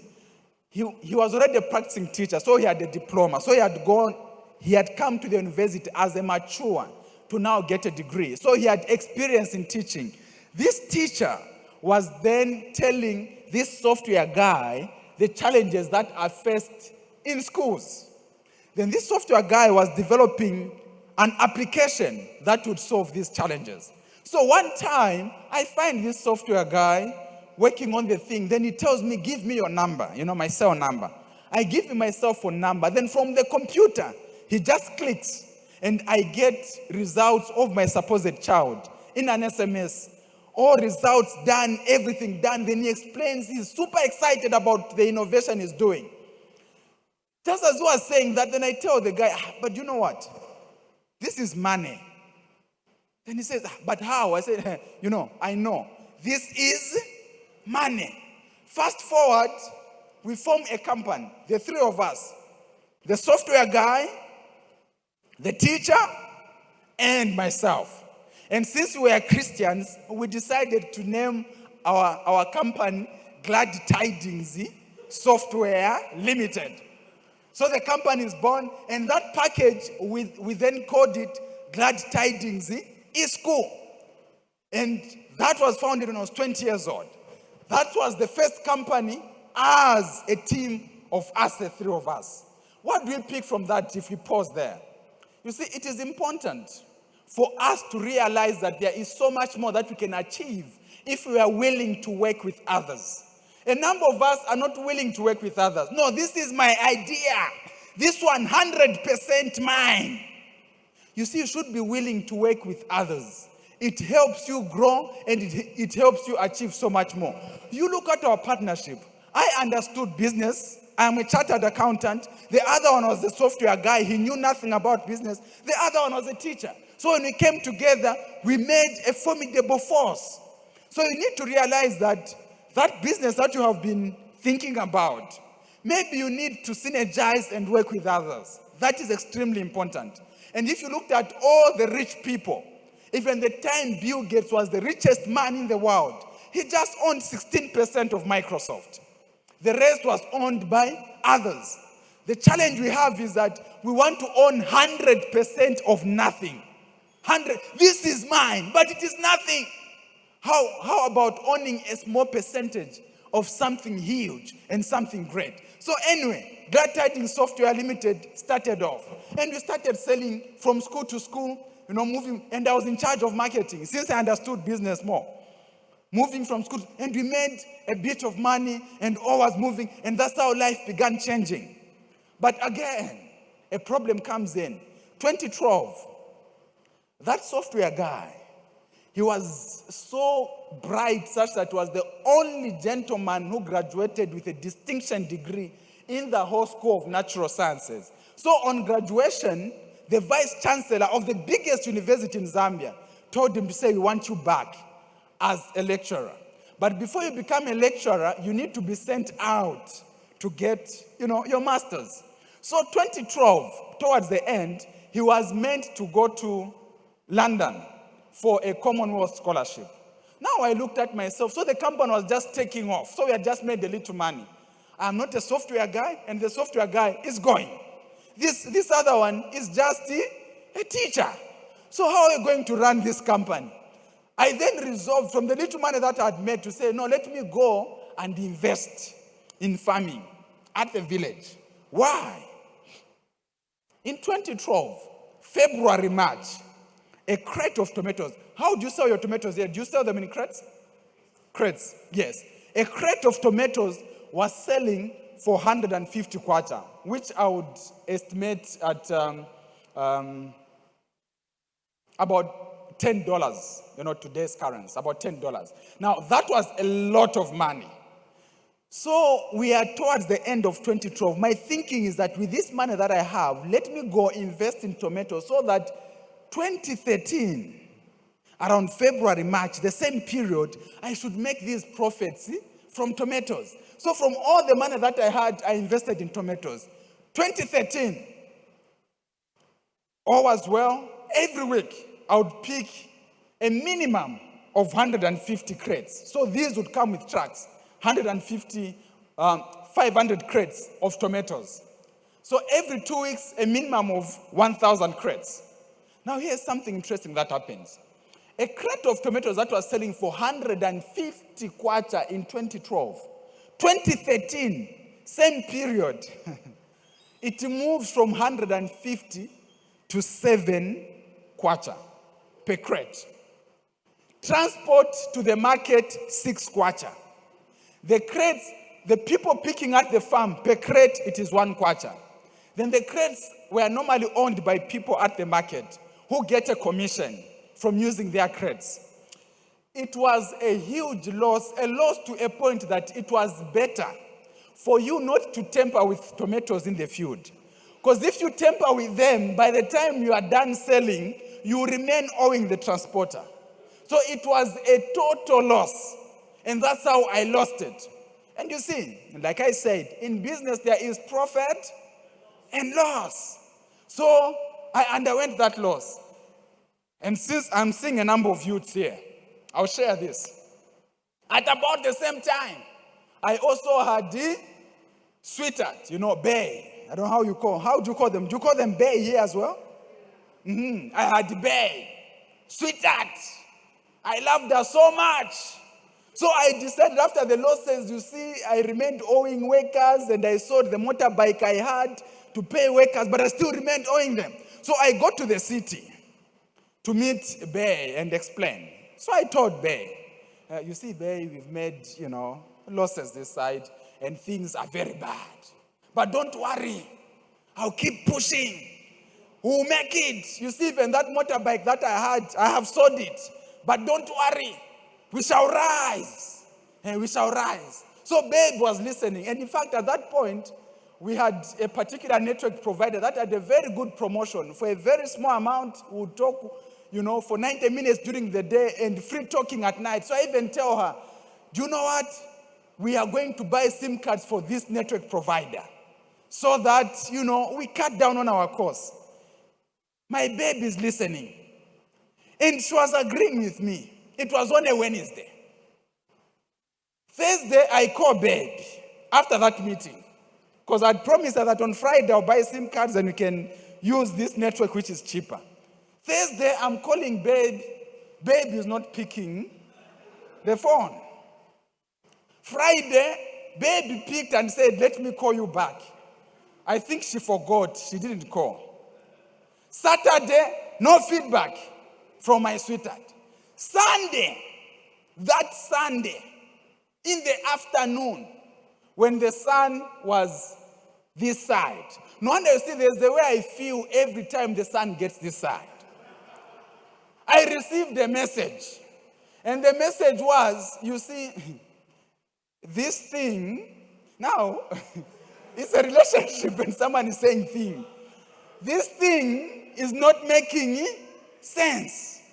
Now, I don't know if you've ever been there where you receive a message, you read the first line, and you're scared to finish the message. You're like, what is coming up next? This thing is not making sense. Live your life as I live my life. Closing remarks. It was, in fact, lose my number. I said you are lying. I will apologize. What have I done? And she was not responding. Okay, forgive me for what I did. I'm really sorry. I don't know what it is, but please forgive. And there was no chance, and that was the end. You see, breakups are bad. They are naturally bad. But there are those breakups that prepare your heart, where you start seeing 1 week, 2 weeks, the person is not picking and things are this way. It prepares your mind to say anything is possible. Now mine, it was bang, green, done. And she's not picking calls and she's not replying. It is done. That was very painful. This side, I'm crying about tomatoes. And this other end, Babe is gone. But interestingly, that friend, that software guy, One morning he gives me a call and he's complaining. You see, these guys, I think they are racist. You see, my visa on the last minute, my visa hasn't what. I said, what did you say? The visa has not been approved. And so he says all those things. Don't worry, I'm sorry for what is happening to you. Such things shouldn't happen, but let me come. I want to hear your story very well. As I was getting to the guy's place, my mind was like, God has a way of taking care of his own. Now this guy fails to leave for London. Then I tell him, let us reorganize ourselves and push this company. So that's how we come back together. Now, instead of going school to school, I come up with a strategy to say, we'll go to provincial meetings where all head teachers are gathered and we make a presentation. And true to it, 50 days from being dumped, one province decides to get the package. And each school was paying 3,500 kwacha. So they said, no, you can visit schools. I said, no, we don't have to visit schools. We are going to have a 2-day training. Call all the schools to one gathering. Then we'll give a presentation for 2 days. So that's how I left Lusaka to this town called Mansa. As a broke guy, getting to Mansa, 08 hours, I was in charge of funds. So I was by the gate. I just see a queue of accountants paying. One school was giving us about $300 per school. Now there's a queue. So $300. I'm just getting, $300. I had no time to even stretch up. The queue is too long. They are coming in. By the time I got to 10 hours, 10 a.m. that morning, I knew that my life has changed. 10 hours that morning, I knew that life will never be the same. 10 hours. Those that were coming from very far places, they are coming in. They say, no, sorry for coming late, but don't worry, come. At 12 hours, I went to a nearby branch to deposit the checks and cash. When I got that side, I knew that I had made it when I saw the branch manager come down to ask, where have you gotten this money from? At that point, I knew that for me, life will never be the same. 13 hours, because it is a 2-day training. 13 hours on day one, my heart just couldn't stay in the body. It was pounding, I don't know how. I call my friend in Lusaka, my dear, search around for a car. Search around for a car. The gentleman calls back at 14 and says, you see, I have found a very nice, very strong Corolla. I don't know how Corollas are viewed here, but that side. So he says, I found a very nice Corolla. Then in my heart, because the Corolla is one of the cheaper vehicles. So when he said, I found a very nice, strong Corolla, I paused for a moment. Then he said, hello. I said, I am here. You see, my friend, in this life, just when I said that, it was a statement to say, listen up, I can't drive a Corolla. I mean, I'm beyond that. I want an Allion, and it was the latest one then. An Allion Ranex going up. That is my level. So he searches for a car. At 15 hours, he sends pictures on BBM. There was BBM then. I wired money from the bank. 17 hours, he sends pictures of my car in Lusaka.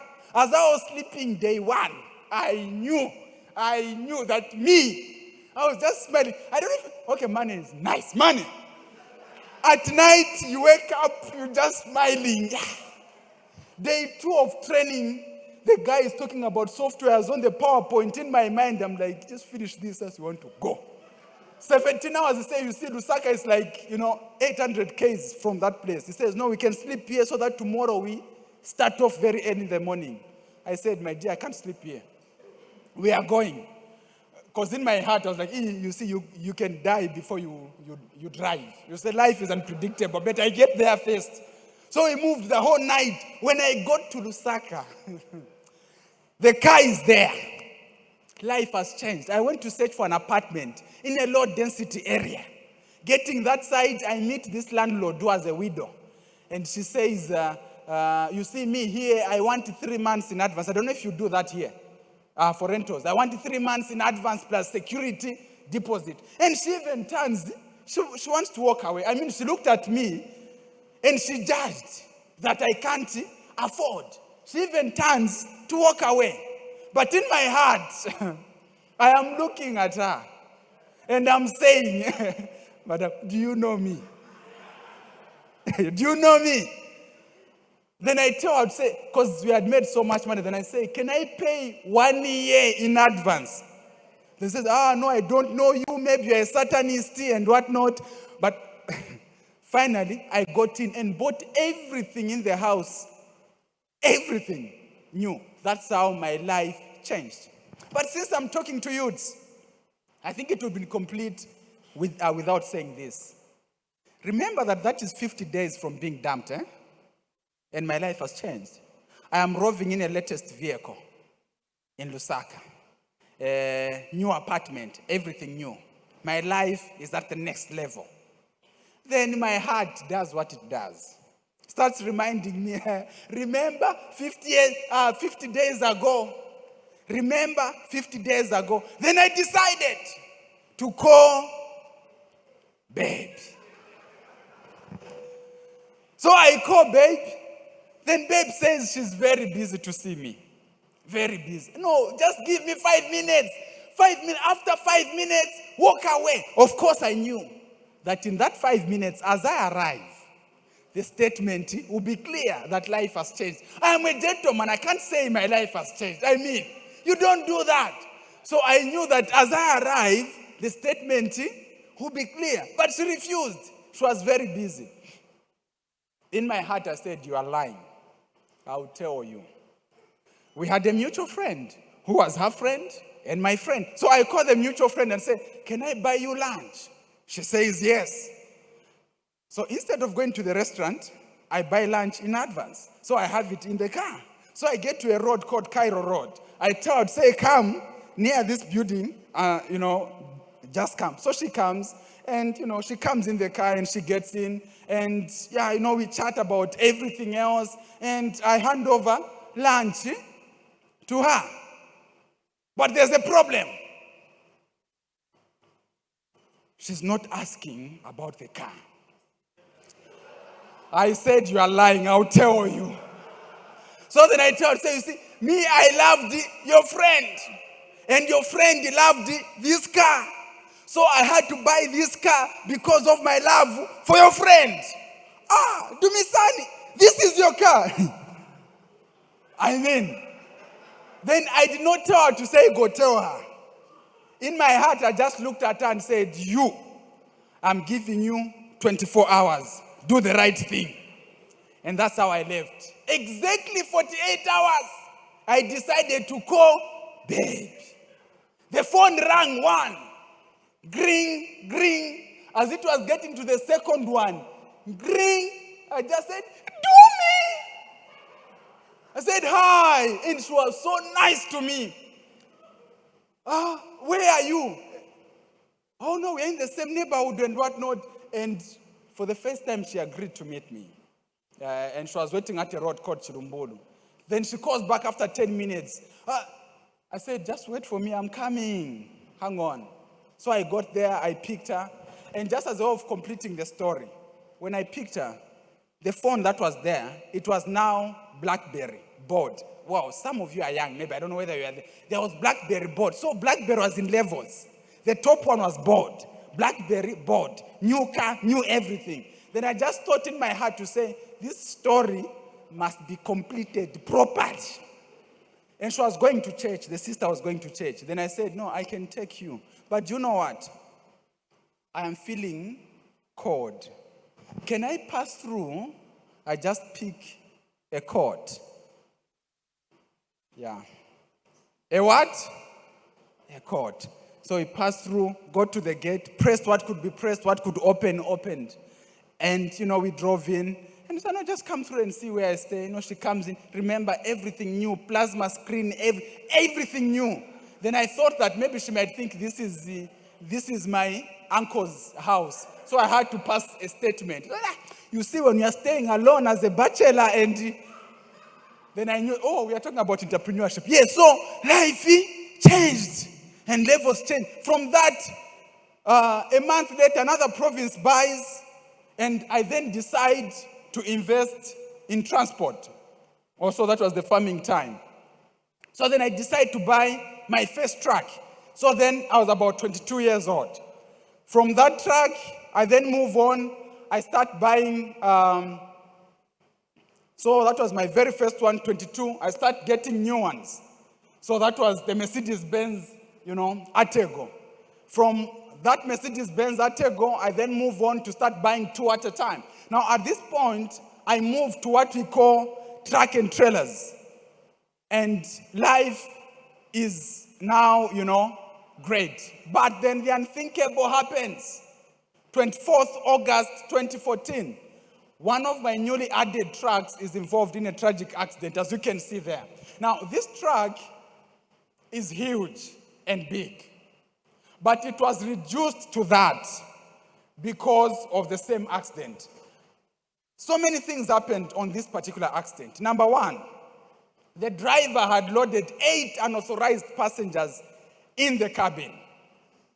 That was the first thing. So you see, we literally had to break that to get people out of there.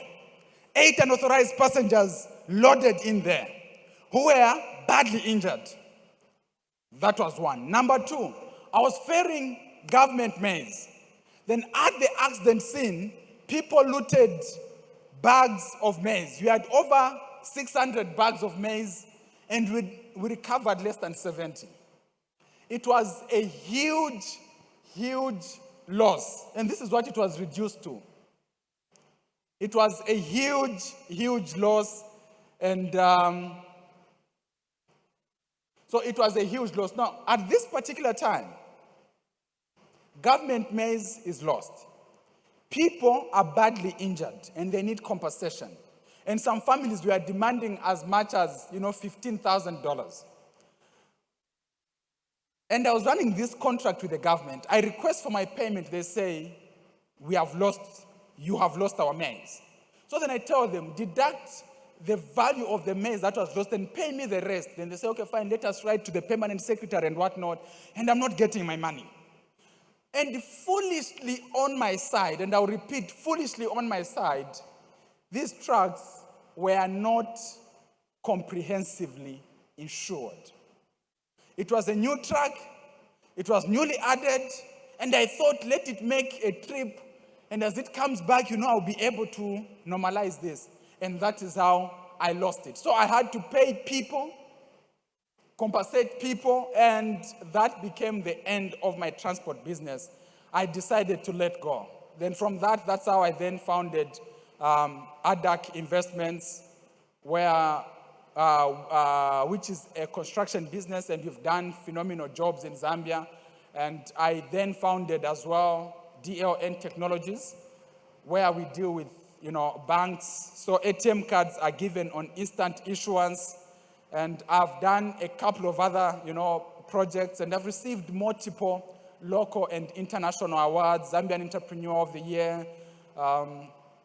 And right there I was in London. I've received a number of awards for my enterprising acumen, and I'm a respected entrepreneur in Zambia. And that is one of the most powerful gatherings that I had. All those people that are there are millionaires, and that is one of the most phenomenal gatherings that I've actually been at. And I recently founded DLN Entrepreneurship Institute. So as you can see on the screen, that has been made to train entrepreneurs in Zambia. It is the first of its kind, and my wish is to see many more people become entrepreneurs. So DLN Entrepreneurship Institute, and all has been great. And I do host, under the institute, I do host events like that particular one. It's a masterclass. And now when I'm hosting events, I host events at the stadium. And those are the numbers that attend whenever I'm speaking. And this is not a free event. This is not a free event. So you can check So you can check for this, DLN Entrepreneurship Institute, and you'll be able to see the great works that we are doing. And yeah, I think those are the numbers that we tend to have. Yeah, so this is it about myself. And when I visit certain countries, that is the vice president of Malawi. This is now the former president of Zambia. And this is the deputy chairperson of the African Union. Now you see, you need to understand this, that your presidents need to make appointments with certain people who are higher than them. And in this particular case, people from the African Union, those are the leaders of this continent. Now, that is the former deputy chairperson of the African Union. And he visited me in my office to see, the works that we are doing in my country. So this just goes to say one thing. I shared that I come from the village. And this has been my rise from the village to where I am today. This is a story of possibilities. It says one thing: even yourself, regardless of your background, regardless of the circumstances you may be in, entrepreneurship has the potential of impacting your life and making your life better. We need to move from the spirit of giving excuses for our failure. And I should say this: we give excuses for everything. We blame everyone for our failure except ourselves. The thing that has held a number of us back is the need to blame others for your failure. No one owes you a living. You are 100% in charge of your life. And the moment you realize that you are 100% in charge of your life, the way you look at life, the way you view life is totally different. Own up and man up. I sympathize with you with this fact that every excuse expires. Every excuse expires. No matter how authentic your excuse for your failure may be, that excuse will expire. I sympathize with you if you are an orphan, if you lost your parents at a young age and that auntie has been troubling you. I sympathize with you. But even that excuse of being an orphan is going to expire. You can't be 40 years old and keep saying I'm an orphan. That excuse will expire. Every excuse expires. Not even the excuse of the economy holds. I mean, you might stand and say, imagine your grandfather saying, I am poor because the economy of Ghana in 1982, you should have been there. Though you may not respond to your grandfather, but you just say, Grandpa, in your heart, Grandpa, if you have nothing to say, you keep quiet. Why? Because even that excuse expires. So every excuse expires. Not even the excuse of the economy. You see, sometimes we blame our political leaders for our failure. You need to understand this. Your success as an individual is 100% your responsibility. 100% your responsibility. Because you could have people born of the same father, same mother, same house, same everything. One becomes successful and the other one doesn't. Why? Because your success is 100% your responsibility. And as I sit, I want to remind all of you that you see sometimes we blame even, the president this, the president that. They have a role, and their role is to create an enabling environment. But don't take it upon yourself that let me blame the president for my failure. Forget about that. In fact, I pity the wives who are married to a grown-up man who, in their bedroom, the man is saying, you see, things are bad because the president. You are blaming another person's husband in your bedroom, telling your wife about another person's husband. Man up and own up, realizing that you are 100% in charge of your life. No one is given a good life, and no one is given a bad life. You are just given life. It is up to you to make it good or bad. May God bless you all.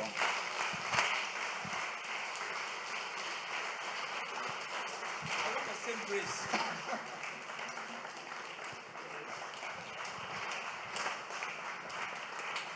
Wow. This is awesome. And I told you that he is the definition of nanotechnology. Small package, but big inside. You see, there are certain things that we don't understand. He started by saying that he came from a poor family background. Some of us, from the same kind of families, we say we come from a humble family. What it means is that we don't know the difference between humility and poverty. We think poverty is the same as humility. He knew he was poor and had to come out of poverty. That was a big take for me. The second thing I saw about him is that in life, you have to define yourself, or else others will define you. And the definition that people give to you would not match who you are.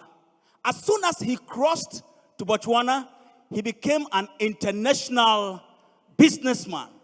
You don't have to tell him. He has to tell himself and tell others. I respect that one also.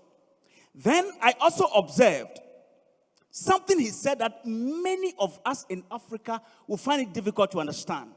When he said, you are the author and the finisher of your own life. We won't understand. We feel it is God. It is God. Yes, he knows God. He is a deep spiritual person, a Christian. But you see, this is what I have observed. God provides the materials. You build your own life.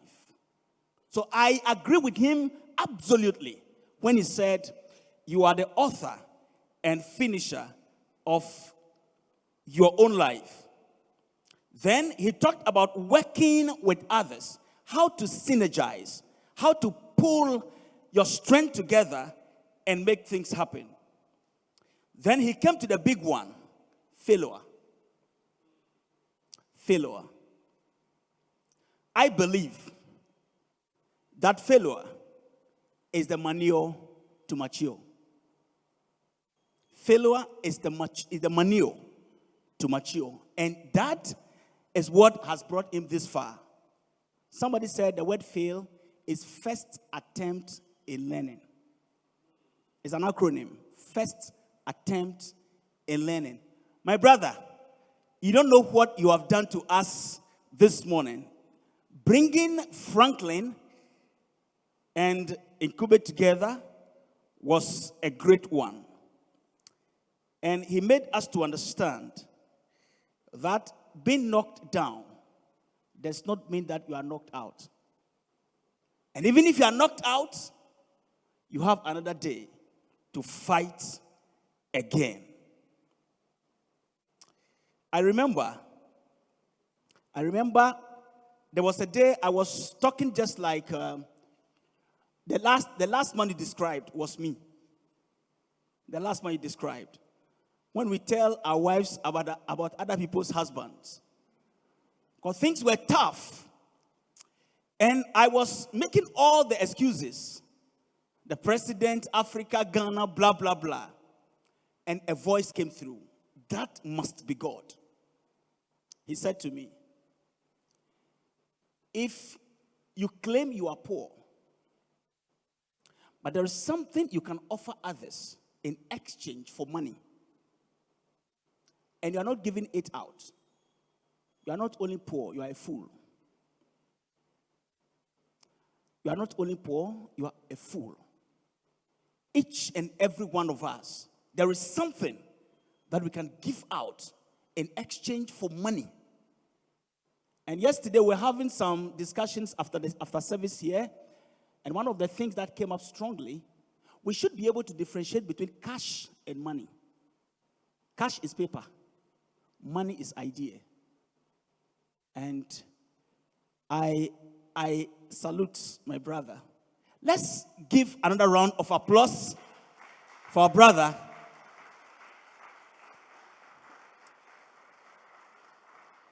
And you see, money does not make anybody proud. Pride is a seated attitude. Money can only reveal it. If you are humble, it doesn't matter how rich you become. You still remain humble. If you meet this gentleman in the street, walking, you might not have any regard for him. And that is also one of the mistakes we make. We don't know our makers. You see, we don't know our makers. When he started, you might think that we just brought some ordinary person to know. Look at Franklin, the kind of things he told us, the projections that he has, and look at what Dibisani is doing. God bless you guys.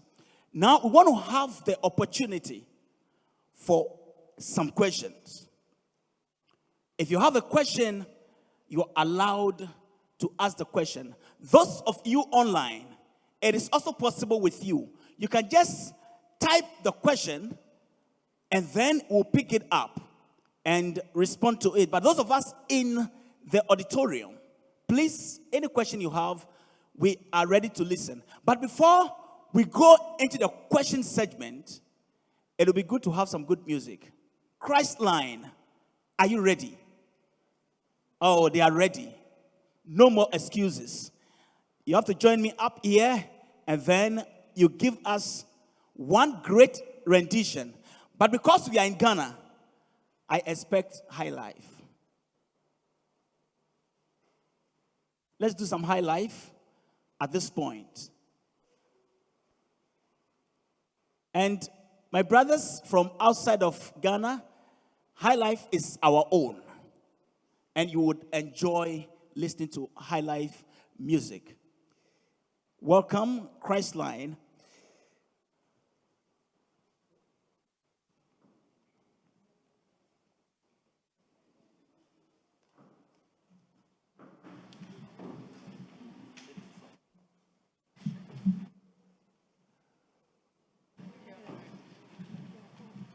So please package the questions in your mind so that after they are done, we can ask the questions. Thank you.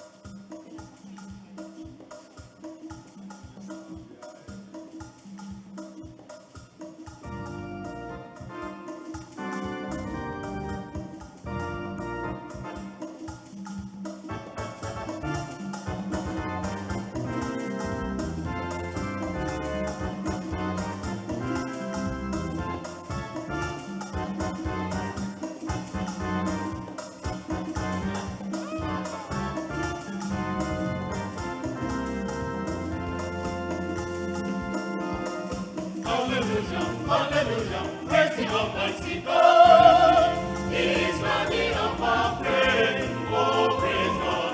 He is worty of our praise. Oh, praise God. He is worthy of our praise. Hallelujah, hallelujah, hallelujah, praise the Almighty God. He is worthy of our praise. Oh, praise God. He is worthy of our praise. Oh, praise God. He is worthy of our praise. Hallelujah, praise Him. Hallelujah, praise Him. Hallelujah, praise Him. Hallelujah, praise Him. Hallelujah. He is worthy of our praise. Oh, praise God. He is worthy of our praise. Oh, praise God. He is worthy of our praise. Hallelujah. Sing, praise Him. Hallelujah. Sing, hallelujah, praise Him. Hallelujah. He is worthy of our praise. Oh, praise God. He is worthy of our praise. Oh, praise God. He is worthy of our praise. Hallelujah. Sing, praise Him. Hallelujah. Sing,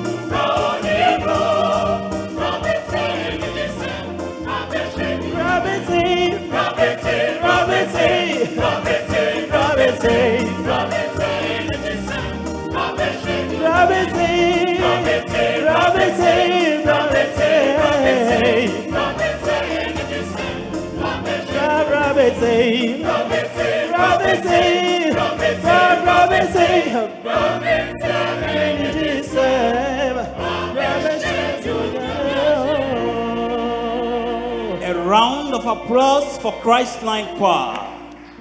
That's amazing. That's amazing. And God bless you so much. Before we get into the time of questions and answers, the QA section, I just want us to know this. Please, CAM is an NGO. It is basically supported by individuals like you. So it is time to pick your phone. Do it just now. Just pick your phone. Whether here in the auditorium or watching us on Hope Channel Ghana or 3ABN Ghana, or all the social media platforms. Somebody just sent me a message and said, wow, this is powerful. As soon as you sent that message, pick your phone also and dial that code, and then send a donation to the number 0591. Let me take it well. 0591 485 782. Let me repeat it again. Take your phone and then send Momo a donation to 0591 485 782. And the Lord will richly bless you. You can see the same number scrolling on your TV. And so you can just pick the number and then you send out something. Please, please, please, we need the questions right now.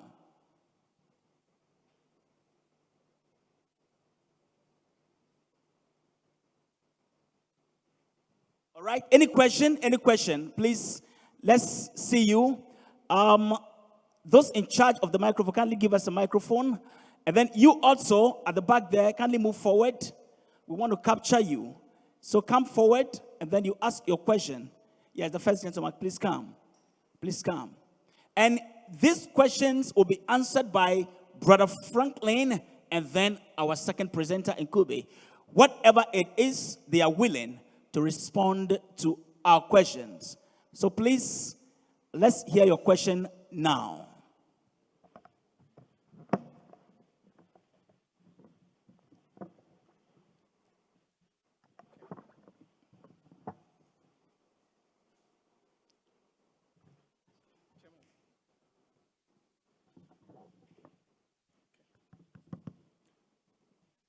My name is Charles Frimpong. First of all, I want to thank the speakers for such wonderful presentations.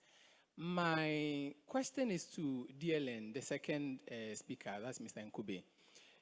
We realize from his story and the presentation that he's been through different processes. I mean, he started different businesses. And along the line, one of the key things we've also picked up is that failure and then losses are part of the life of entrepreneurship. But you stopped, there are certain things you did, you realized there were breakages, you could not move, and you stopped to start a different thing. You know, sometimes it's difficult to draw a line on where to stop and where to continue to persist. So that it's also not like you start something, you meet challenges or some things come up that you need to really press on and overcome, and then you just stop and go to do another thing. How do you draw the line? Where do you know that this has come to a point that I have to leave it and then go to a different thing, and where you need to keep pressing on, which is part of the key traits of an entrepreneur to ensure that you become successful? That's my question. Thank you.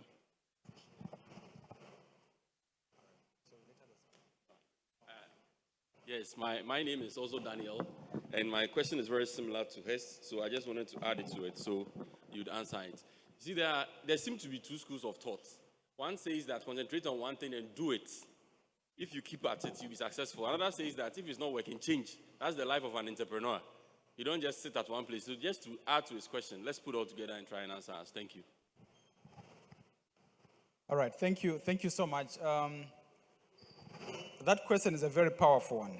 And the challenge with that question is that it has no direct answer. Every situation is a case-by-case situation. At what point to stop and to continue is dependent on many different aspects that are surrounding that particular decision. But I should indicate maybe one or two indicators that would be a bit helpful for you. When you are moving in a particular direction and you reach an end, or is it a loss, or circumstances are maybe otherwise, when you have assessed yourself that you no longer have the zeal, the drive to continue with that particular project, it is one of the cues for you to stop. Now, let me say this. In every business engagement, you will lose many things. You will lose finances. You will lose talented employees. You will lose many things. It is part of the journey. But if you lose the zeal, the fire, the drive to push a particular project, that then becomes the first cue for you to see if you could stop it. Because you can't be taught to have the fire. I mean, no one can tell you to say, yes, go on, when yourself you have decided that I know this thing, I'm done. So the first thing is, once you lose the fire, it's a cue to stop. But when you have met losses, but the fire is still there, you go to the next stage. And the next stage is you look at the future. What are you projecting with that particular project? Is it showing any signs of being progressive? Or does it look like a dead end? If there is a chance of, or maybe let me say, if it has shown that this is the dead end, like nothing can be done about it, like it is done. Or I can give an example of postal services. In Zambia, postal services, people are no longer sending letters. So it is the dead end. If it has reached the dead end, you can leave it. Even if you have the zeal, you can leave it. But if there's a chance that there's a way of going around this particular project, there is some future in this, you can still give it a shot and see how you can realign for that particular future. The challenge with that question is that every situation is extremely subjective. So your case and my case and somebody else's case may totally be different. So there is no one size fits all. It's a case-by-case arrangement. Sometimes what we do, we run something we call business diagnostics. When a business doesn't go well for the first place, you need to be able to do some certain analysis. And you can see that now this business doesn't have a future. You need to be able to quit. Now, there are some businesses, you do the diagnosis, realize there's huge potential for growth. Just that certain things were not done right. Then we'll help you to right those wrongs. And the business will be on track. So check yourself that does the business has a sustainable future? Does it have a market? Is the prospects good? If it is, then what went wrong? Retrace your steps and right the wrongs. And you'll be in business again. Thank you very much for those answers. Before we take the second question, please come to the mic. Come to the mic. Before we take the second question, I want to remind you once more, the number still remains 0591 485 782. 0591 485 782. You can send your Momo to this number to support CAM NGO. And then also, if you have any challenge, kindly text to this same number. We'll find a way of resolving that problem for you. But keep your donations coming, and God will bless you. Let's take the second question. Okay, please. My name is Benjamin Etona. My question is, you said barter system works with the villagers. We wanted to know at this time of our age, does that still work? If you want to barter trade with the villagers, does this still work? And then my second question has to do with the job opportunities that are in Ghana, said by Mr. Franklin. How do we, the young people, get advantage or get notice of these businesses and take advantage of them? Thank you. All right, so does barter system work in this age and era? Yes, it still does work. It still does work. At a very low scale, it is done. Even at a larger scale, I don't know if you've noticed that, I don't know, do you buy vehicles here once you buy? Even swapping. We do swapping. Swap and top up and what.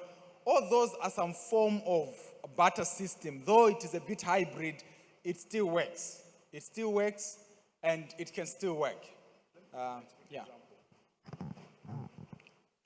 We have a project we are running, and we've done barter system with the chiefs. I needed lands for a project we are working together, and I don't have the money to buy 100 acres of land. So I see the chiefs. I said, look, I want your land, and in exchange, I'll give you 1/3 of the proceeds that comes from your land. And we sign an agreement, and that's how we have thousands of lands sitting there. There's a cassava project we are about to run. We need 2,500 acres to plant cassava. I can't pay for all that amount of money, but I go with barter trade with the chiefs. The first thing you do, you buy them, they want some drinks, but I don't buy the drinks, you make it in money form. Then we sign an agreement that whatever project I'm running on that 100-acre land, the proceeds that comes out, the profits, I give them 1/3 of the profit in exchange for the lands they are giving to me. Barter still run in the villages. You are sitting in the city in Accra and you say you want to go into farming, there's no land. I can tell you, if you want 10,000 acres today, you'll get it. And there's a big project, maybe I'll talk about it in the evening. We are doing 10,000 acres of rice to be able to close the gap of rice importation in the country. And the land is right here, close to the outskirts of Accra. Lands are available. If you really want to do something, you can do it. Yes, this evening come. I will share with you the top 20 opportunities in the area of entrepreneurship if you have some funds to venture. I'll open it up for you to see. And there are huge opportunities in this country. Huge. And with the advent of the African Continental Free Trade Area, Ivory Coast has become the next line. Togo, Benin, Zambia. Africa is opening up as one market. We don't limit ourselves in one country. We have a bigger market now to go. All right, thank you very much. I just want to remind those who are watching online, there are opportunities in the auditorium because just after the Q&A session, we are going to have some discussions. And it's one thing to be sitting at home and watching these people, and it's another thing to come closer to them and share your stories with them. So I encourage you that this evening, make it a point to join us here. Once again, I want to remind you, just send that Momo. It's on your heart to support CAM for this great job it's doing for Ghana and Africa. 0591 485 782. Let me take that again. 0591 485 782. And you will be a blessing. Let's take another question from our brother. And then there's another one here. We have 3 questions to take, and then you respond to them. All right. Thank you for the opportunity. I want to ask, as young as I am, I have established about 9 different businesses. They all collapsed. It's funny enough. And, okay, so some of the business I established, I employed people. I've employed about 4 people before. I was around 20 years. And the challenge I had was the people I employed felt they were older than me. I also felt they can do it better. So I had to employ them. And because they felt they were older than me, how can this small boy employ we who are older than him? So they had to condone and connive, to dupe me. There was one guy I employed for my barbering salon, and he took everything in the salon and ran away, including my money, my computer, everything.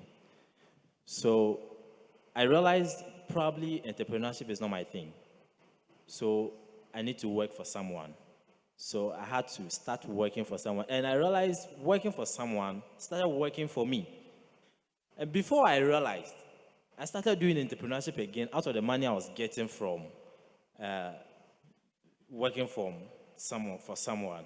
So I want to ask, is entrepreneurship for some special people, or if you think it's not going to work for you, you have to leave and work for someone for good?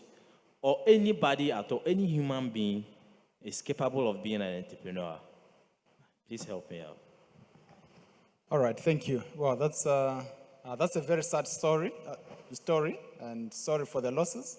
But like I indicated, in business there is profit and loss. So it's part of the journey. Now, to answer your question, I would put it this way. Others would say, are entrepreneurs born or made? Because then there is this notion to say, no, this one can can be an entrepreneur. No, for me, I think it is not meant for me. Or maybe I'll say a line that could be provocative. I don't think there is a human being who was created by God and can stand and say, me, I was created by God to only work for another human being. Me, I was created by God to only work for another human being. Nothing wrong with being employed, nothing wrong with that. But I should indicate that entrepreneurship can be learned and entrepreneurship can be polished. The same way you learned to speak English is the same way you can learn entrepreneurship. The same way we've learned different cultures, different accents, is the same way we can learn entrepreneurship. It is an issue of association and the people that are closer to you. I can give an example of Zambia. Zambia, you will notice that the people that are thriving as entrepreneurs, I don't know if it is the case here, Indians are doing exceptionally well. And who are very good business people? Lebanese and what? Indians and what? They don't search for employment. Now, are you going to tell me that they were born with the DNA of entrepreneurship? The answer is no. It is simply because from a very young age, they have been interacting in the realms of entrepreneurship, talking entrepreneurship at home and the people around them. And entrepreneurship has become a lot more natural for them. So it is something that can be learned. It is in a similar sense with politics. You notice that the current president of Kenya, as an example, the father was a politician. In fact, the biggest opposition leader in Kenya, again as an example, the father was the vice president. So are you going to tell me then that these people had the DNA of politics in them? It is not. It is because from a very young age, they've been interacting with this, and this has been a normal thing for them. So that simply tells us this thing, that entrepreneurship can be learned. Losses that you had are part of the journey. So don't relent. You can still hit back and hit back strong. The fact that you've had losses, it is an indication that you have higher chances of succeeding because you have experienced both sides of the journey. So to answer your question, anybody can be an entrepreneur. Anybody can learn to be an entrepreneur. Of course, there are some that have traits that naturally favor entrepreneurship, like risk-taking and whatnot. They have traits that favor entrepreneurship. But being an entrepreneur in itself is something that can be learned. Yeah. And if you're going to be an absentee entrepreneur, you won't see the growth of your business. I don't know what systems you put in place to ensure that things are working right. In Africa, in Ghana, everyone is a thief when he or she is not being monitored. Even across the globe, everyone is a thief when he or she is not being monitored. Don't leave your business to chance. Okay, so before we come to the next question, I'm a pastor. I'm not an entrepreneur yet. I'm learning from this man. But Jesus has a statement, very important for our brother. In Luke chapter 16, verse 12, he said, "And if you have not been faithful in that which is another man's, who shall give you that which is your own?" I think your experience tells me that you needed to go study under someone, and that will give you the ideas to manage your own. Your faithfulness with your employer gives you the skills, the ability to now know how to handle people. Normally we expect without inspecting. If you expect results, you must also inspect. And that is very key. We have some questions online. We want to take those ones. Somebody is asking two questions. To both of you. So the first one goes to the first speaker. If you were to start your journey, the first speaker, if you were to start your journey all over, what will you have done differently? If you were to start your life journey all over, what would you have done differently? Then to our second speaker, what impresses you most when you are employing or hiring someone? What impresses you most when you are hiring or employing someone? Let us take these two questions. If I am to start all over, I'll make sure that I have some source of livelihood before starting my entrepreneurship journey. I and my wife, we have suffered in building business from scratch with no source of income. When I'm talking to the young people who want to venture into entrepreneurship, I tell them that have a source of something that can feed you and get you a place to lay your head. When you have a place to lay your head and you have something to eat, you can survive in the world of entrepreneurship. When you don't have something to eat, you don't have a place to lay your head, life is terrible. And that's what and we started from ground zero, and it makes your growing curve very long. It makes your growing curve very long. If I have the opportunity to start all over, and those of you who have the opportunity and you have a job that generates some level of income, you are in the good position to start your entrepreneurship journey. All right, thank you. So what impresses me the most is an ambitious person.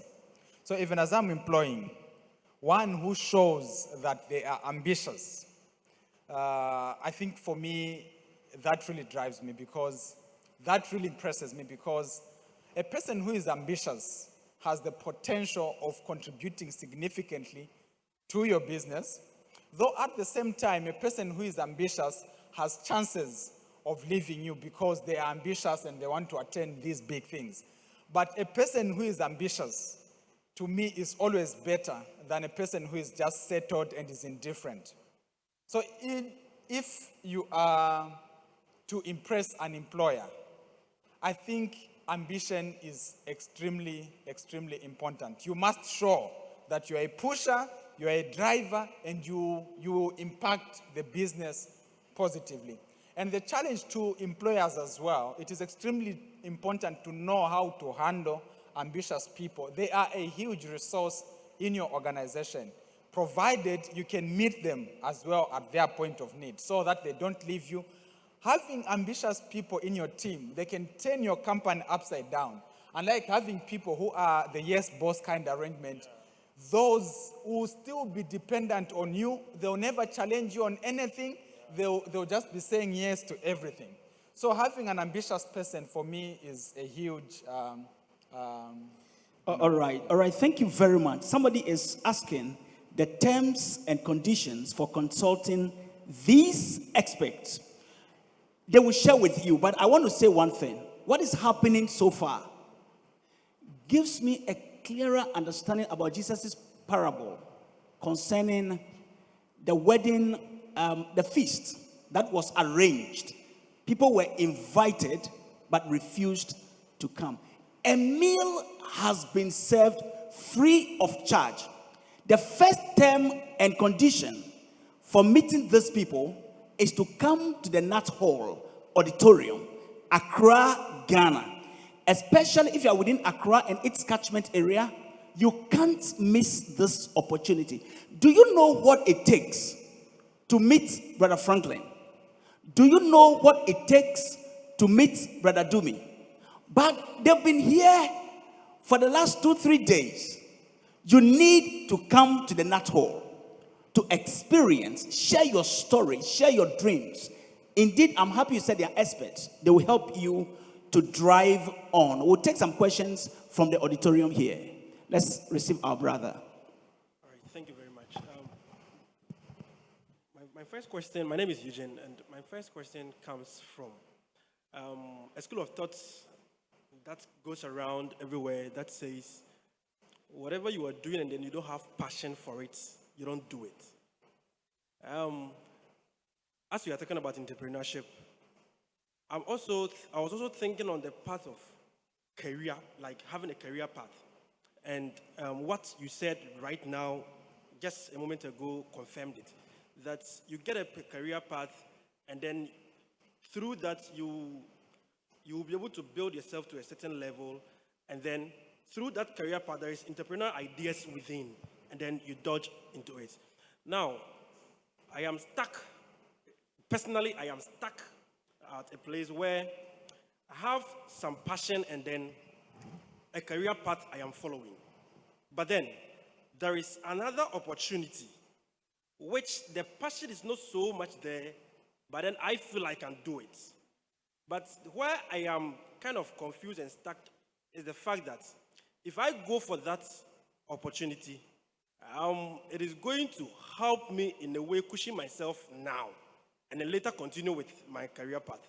And then the career path too, I feel if I go for that opportunity, it's going to be delayed for a while, of which that entrepreneurial idea I have on that career path will surely also be delayed. What you said about the fact that you have to get at a level before you enter into entrepreneurship. In fact, I'm a living testimony. I completed my national service and then, I completed my national service and then what happened was that the few money I had, I listened to an entrepreneur and then I was so gingered, just like we have listened to you. And then I entered into poultry farming. And then, in fact, because I was not having the grounding, and then the information I acquired too was very, very little, I collapsed. So that was, my first question was what I was battling about. Thank you. All right. So you have your question answered. You have to always look at the low-hanging fruits. When you have an idea, some may be quite capital intensive. But you can look at some low-hanging fruit to be able to tap some resources to pursue the one that requires a high level of capital.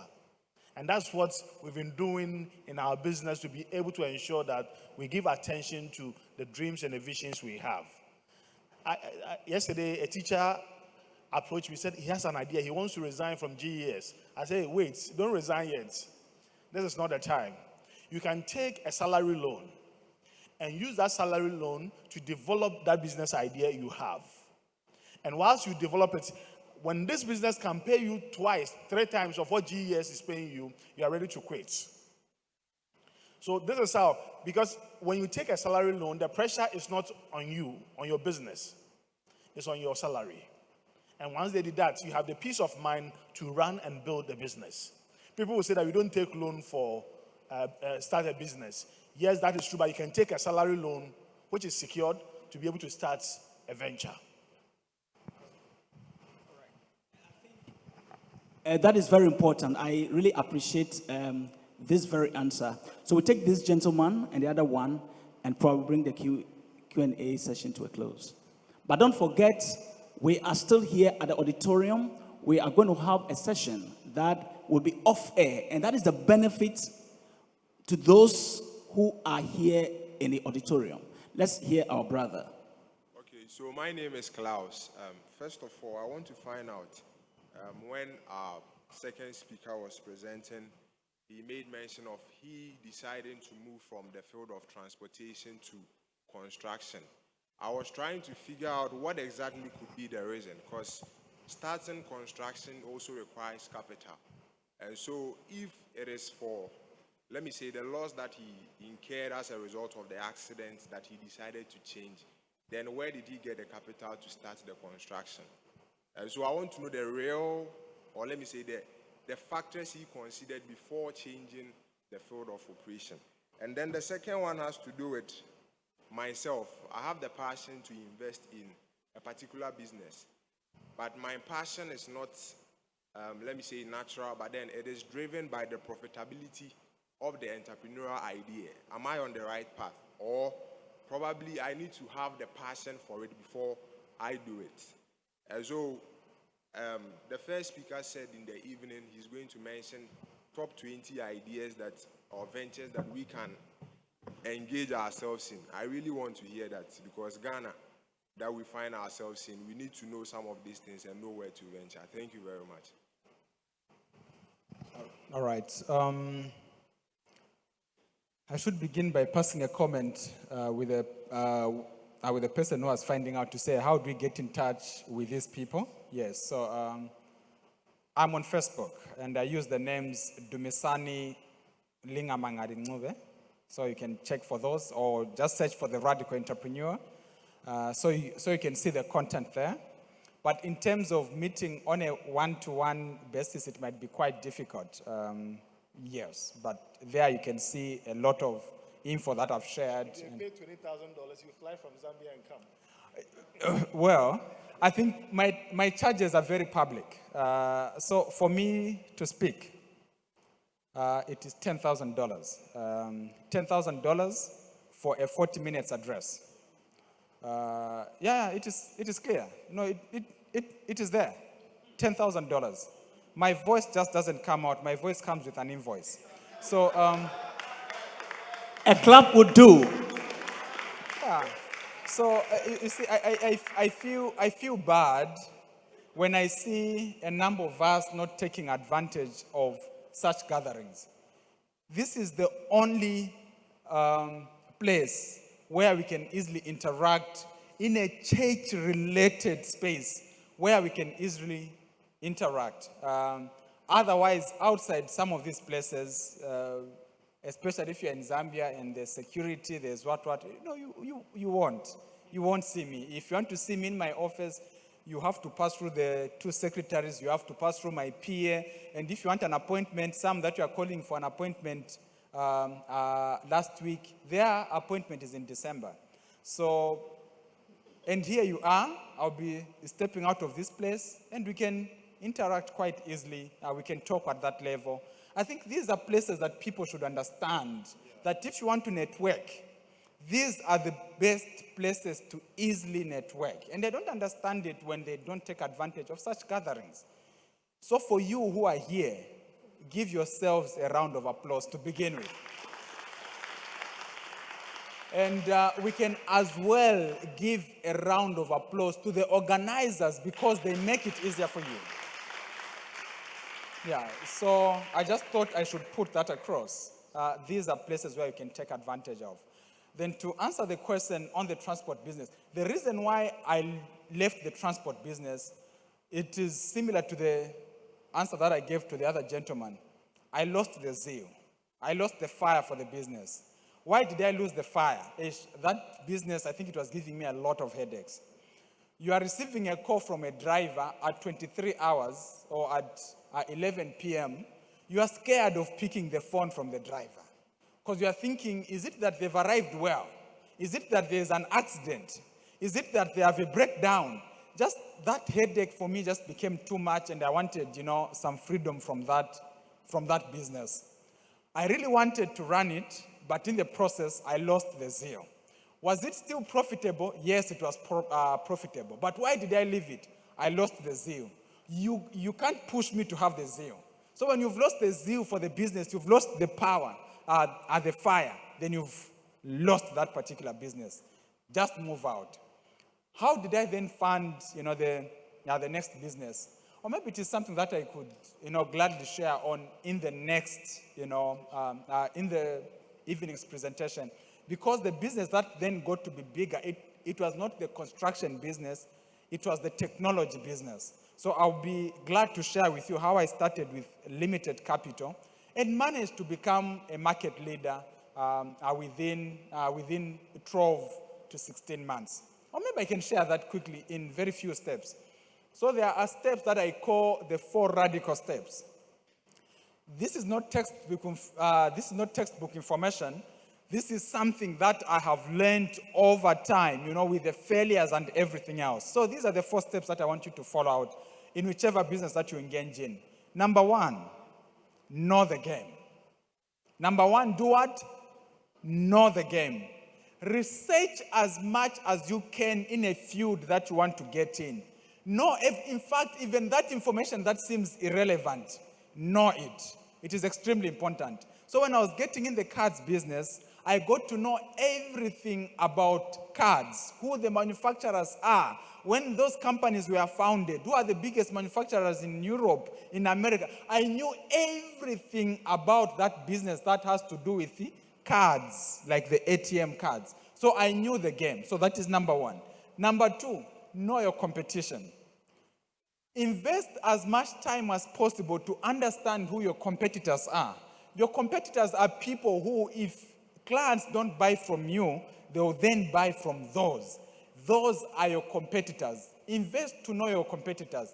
I got to know who the major players in Zambia were, who the owners were. Now, that is information that sounds irrelevant. Who the owners are and everything else. And here's something that I found out from the two big companies in Zambia.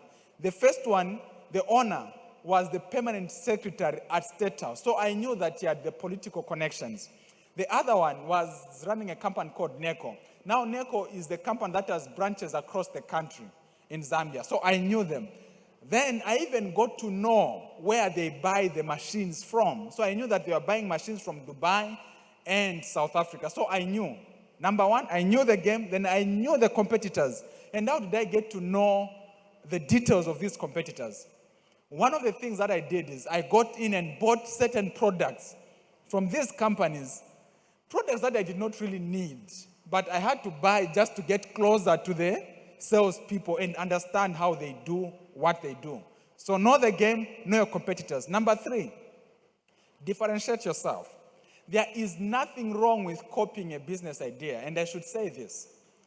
If there is a business idea that you have seen, you like it, you have passion for it, and you think you can do it, copy it. Nothing wrong with copying a business idea, but there is everything wrong with implementing the business idea you copied the same way you copied it.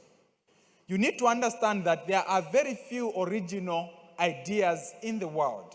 Very few.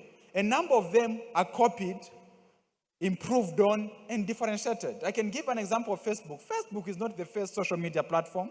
It is only that when it came out, it was a lot more interactive, a lot better, and whatnot. But it was not the first one. Amazon was not the first e-commerce site. Alibaba, same thing. But these guys copied and focused on a particular market. The private schools that you have in Ghana, those that are even flourishing now, they are not the first private schools in Ghana. The thing is, they are different from the ones that they copied from. So there is nothing wrong with copying a business idea, but there is everything wrong with implementing your business idea the same way you copied it.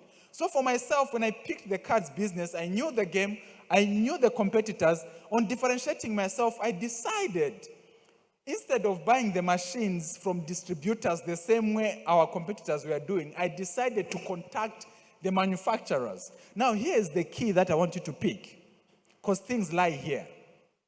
When contacting the manufacturers, I was cutting the process. Because these were buying from distributors who in turn buy from manufacturers. But in my case, I was then contacting the manufacturers for the machines. Now, the first email that I sent to the manufacturers, therein lies the secret. Here's what happens. Most of the big companies in the USA, Europe, and whatnot, they want to work with Africans. But there's a problem. Most of us Africans are just time wasters. Just time wasters. So in that first email that you send, I sent as a person who understands the game. So from the email, I said, I'm in Zambia, the population is this, there's this opportunity, and we can do what, and your biggest competitors are. From the first email, I showed them that I know what I'm talking about. Then they responded. Then they called for a meeting. So it was a French company, so that you just pick it up. It was a French company, and they said for us to discuss further. After the email, immediately they called, because from the email it showed that I'm very, very serious and I know what I'm talking about. Then they said, for us to deal with you, come through, we have a discussion in a town called Angers. So it is in Paris, then from Paris you go to a place called Angers. Went there, got that side, and met with these guys, and we are having a conversation to become their distributor, or for them to sell me their machines directly. So then after the conversations, they then said, for you to get the initial stock, this is the amount that you're supposed to spend. It was about $100,000. And the reason is simple. Manufacturers don't deal with small companies for a simple reason. They don't want to go through the headache of dealing with small companies. So they deal with distributors who in turn deal with small companies. But in my case, I said I don't have that kind of money, but I can represent your brand very well in Zambia. But they said it is either that or nothing. So at the end of the meeting, after negotiating and saying, no, I just have, the amount was $3,000, $4,000 that I had. So they're saying, no, we can't deal with you. Those are very small amounts. And you see where you are still pleading for them to put you on board. And then the people you are having a meeting with, they are now asking you questions like, so when is your flight? Like clearly it is a non-starter. Then I pulled one card. And the card was this. I said, you see, the biggest competitors in Zambia for you are A, B, C, D. And I don't understand how you can let go of this particular opportunity, because in Africa, your market share has been reducing for the past 5 years. In fact, I don't even understand how you came back in your 1998 mistake, where you had launched this machine and on the market it was not accepted. What I basically pulled out was to let them understand that I know what I'm talking about. And guess what? Exceptionally, they accepted to deal with me with $3,000. Now, this is a multinational company for a simple reason, because I knew the game. So when they gave us the dealership with that mega capital, it is what brings to the fourth point: implement. Know the game, know your competition, differentiate yourself, then implement. When we implemented in Zambia, whenever we would send quotations, our quotation was the cheapest. Why? Others are buying from distributors, we are buying from manufacturers. So our pricing is very low. That's one. Number two, on our quotation, we would always attach another letter saying we are the official distributors in Zambia. Number three, we would attach another document that says, in case you face any challenges with our machines, return within 3 years, no questions, we'll give you a new one. And that's how we started beating competition one by one. Everywhere we took a quotation, would get business. The only problem came in when we hit business that was in excess of $500,000. Then the big guys are very interested in these big dollars. So then they were like, who won this business? DLN Technologies. Who are they? Then they investigated. Then they saw our quotation. Then they decided, because they were the bigger guys, they decided to get in touch with the manufacturers, the same thing that we did. So they wrote an email, but it was too late. At that point, I had sealed with the manufacturer. So when they wrote an email, we agreed with the manufacturers that when an email comes from Zambia, immediately we should be copied. So they copied an email to us of a company which is coming from Zambia. And that's how we beat our competition and we became the market leaders. So to answer your question, that is how I got started. And my advice to you, every business, regardless of how big, how small, maintain those 4 steps. They'll be very, very helpful for you. I don't know if that is helpful to you. Yeah, he gave us 2. In the evening, you do the last 2. So I don't know whether you have something to... Yeah, okay. So what we're going to do... You have a second question?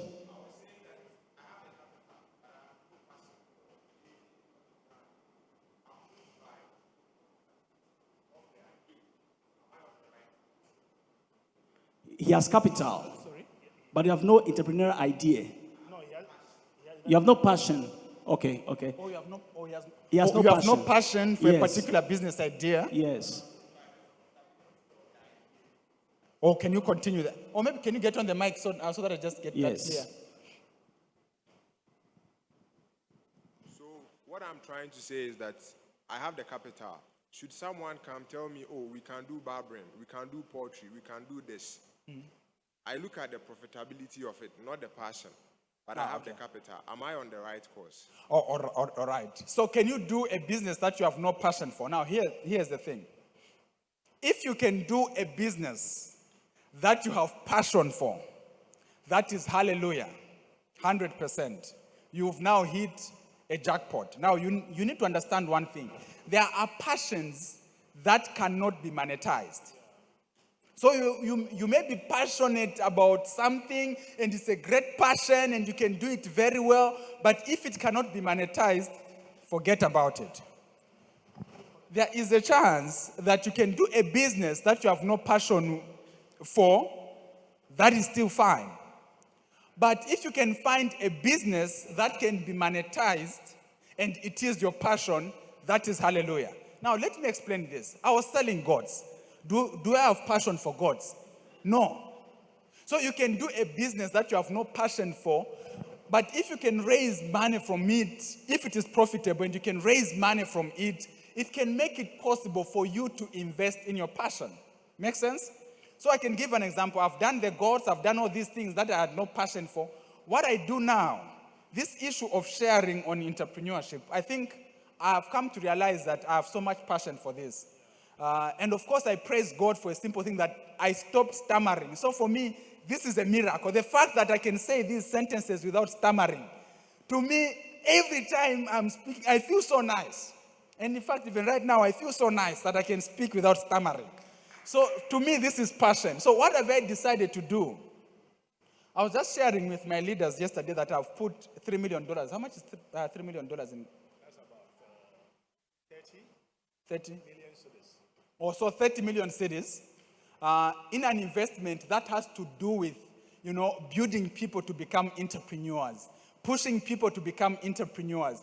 To me, that is passion. Is it profitable? For the past 3 years, it hasn't been profitable, but I still do it because I just have passion and I get the meaning out of it. So you can start with things that you have no passion for and get to things that you have passion for.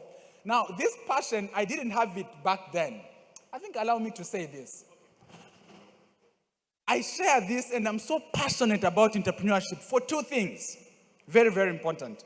Two things. Number one, when I got into the transport business, I became successful at the age of, 22.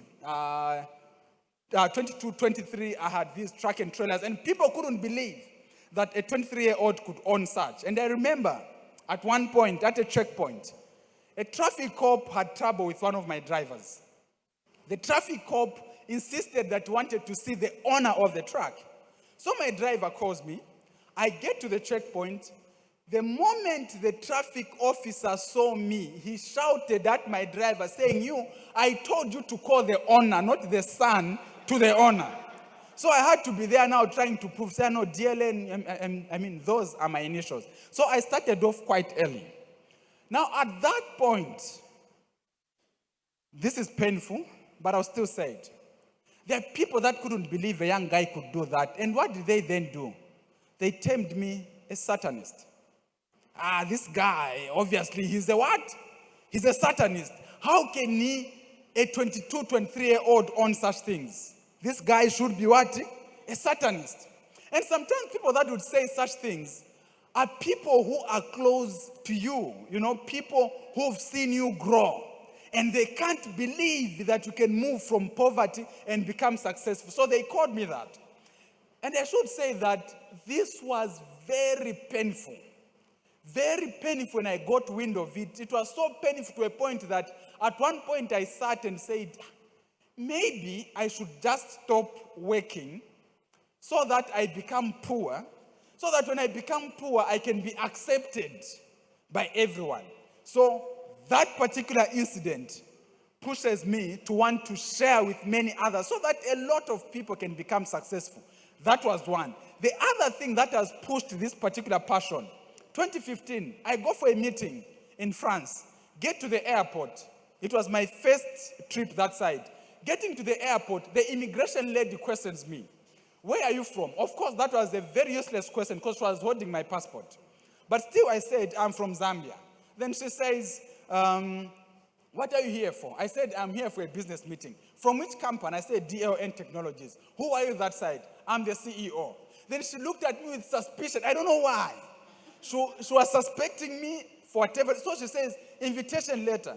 I show her the invitation letter. Next question, hotel bookings. I show her that. Then she requests for something that I did not have. And that was the banking, bank statements. So I said, no, I don't have the bank statements. I saw no need to move around with them. And this lady is adamant. We end up in the hands of the supervisor. The supervisor, so they actually communicate in French. Then the supervisor questions for the bank statements. Then I tell the supervisor, say, you see, sir, when you are at a university, you have an identity card and a student number. As you enter the lecture room, it is unreasonable for the lecturer to ask you for your grade 12 results and your acceptance letter and everything else. Why? By virtue of you having an identity card and a student number, it shows that you've passed through the process. In my country, to get the visa to come here, it takes as long as 21 days. I was interviewed, I submitted the bank statements, I saw no need to move with the bank statements. Then this man says, well, I have no choice but to put you on the next available flight back to Zambia. So in my mind, I'm like, no, this is like deporting me. And this cannot happen. At that point, the Spirit just came out to say, this is how Africans are ill-treated. If no one is standing against this, I will stand against this. Then I told him, no, you can't do that. You have no right to do that. I have the visa, and I will be here. Then he insisted. I said, listen up, we are going to court. Of course, I'd never been to court in my entire life. And you see, it was one of those threats that you just give, say, I will sue you, and you don't even know where to sue and how to sue. So it was that, that threat, But at that point, I truly felt it. Luckily, they have a very interesting system on how, you can sue the government and whatnot. Entered the papers, and I was set to appear in court on the third day, after 3 days, for the first time in my life. But since I could not be held at the airport for 3 days, I was taken to the Red Cross Center. In a police vehicle, people with guns in the vehicle, one vehicle in front, another one behind, and sirens are on. I was taken to the Red Cross Center. They got my laptop, my phone, and everything, and locked me up. Third day, I appeared in court for the first time in my life in France. At that point, I had received the email of my bank statements. The judge looks at my passport, and she says, this guy has an authentic visa, so you had no right to hold him. Number two, she looks at the bank statements, and she says, the kind of money that this guy makes in his country, he cannot possibly make it here. So he has no motivation to come and stay here. So I was released by the court. So if you looked at my passport, the first time I entered France, it was not stamped because I was released by the court. But something hit my mind after that incident. I am from the court. The meeting I had gone for has ended. The other dignitaries, they are now flying out of the country. For me, this is when I'm coming out of the court, getting into France. Something taught me, and a thought hit my mind. Those that are coming from well-to-do countries, you are from the US, stamp, no question, nothing. Or you are from stamp, no questions, nothing. But because I come from a third world country, I had to be subjected to that. And at that point, I was reasonably successful. Then I realized that being successful alone is not enough. We need a number of us to be successful. And I resolved at that point that I would do the best. I would do the best to see how Africans can rise to the occasion. And the root is entrepreneurship. I need to see many more millionaires. I can be a millionaire, but I will not be respected. They'll just ask funny questions, and they'll lock me up.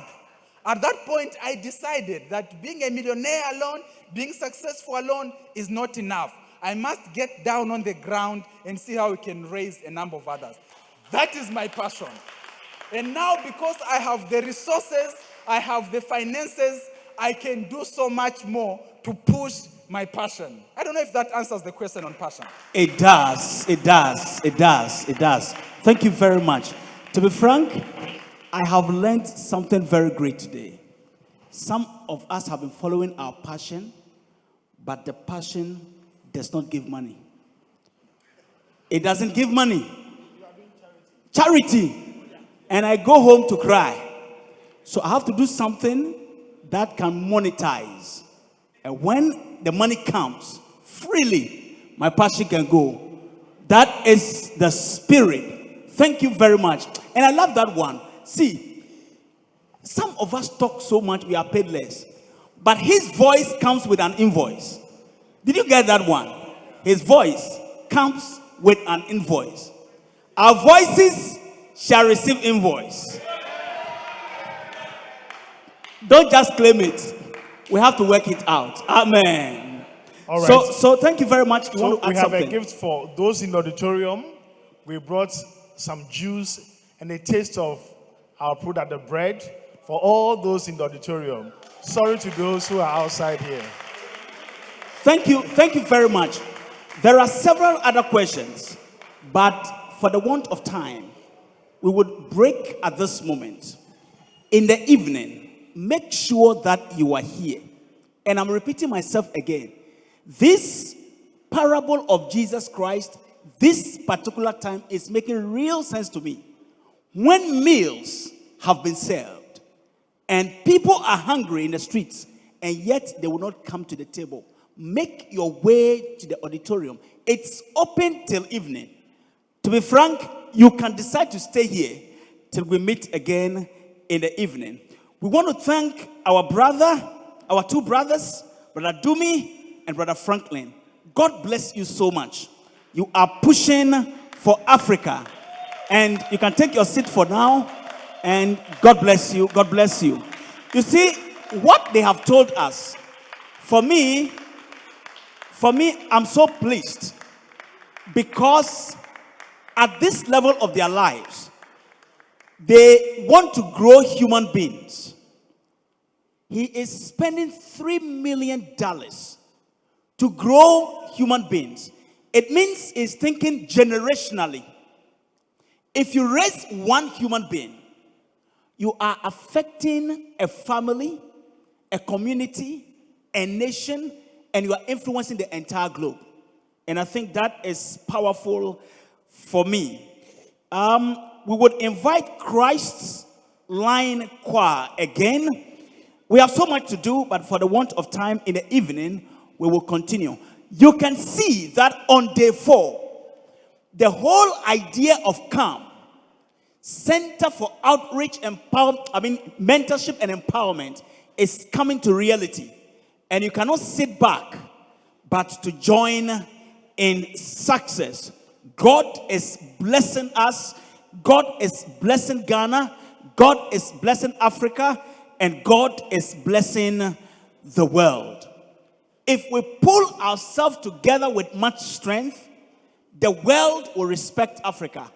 The world would respect Africans.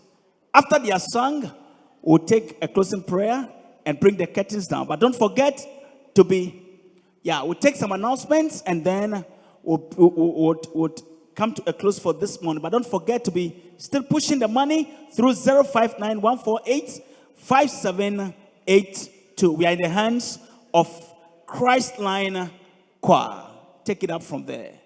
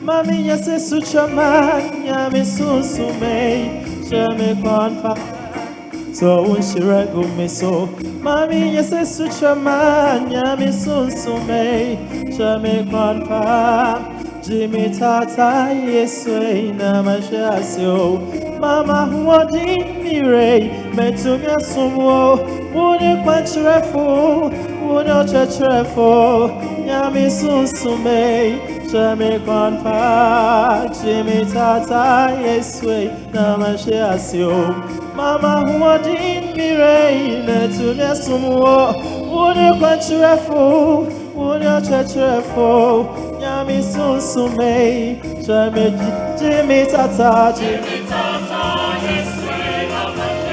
Jenina,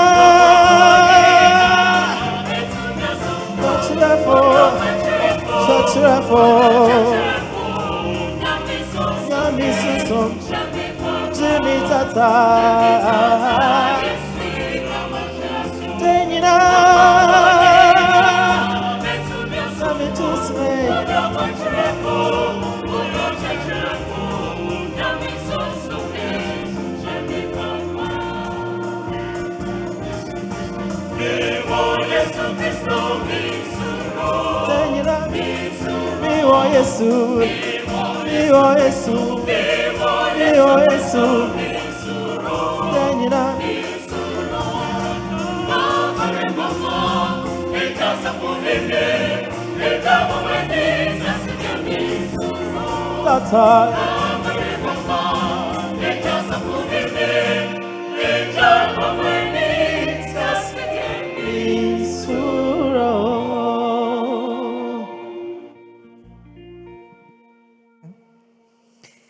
We thank you so much. Let's kindly take notes of the following announcement.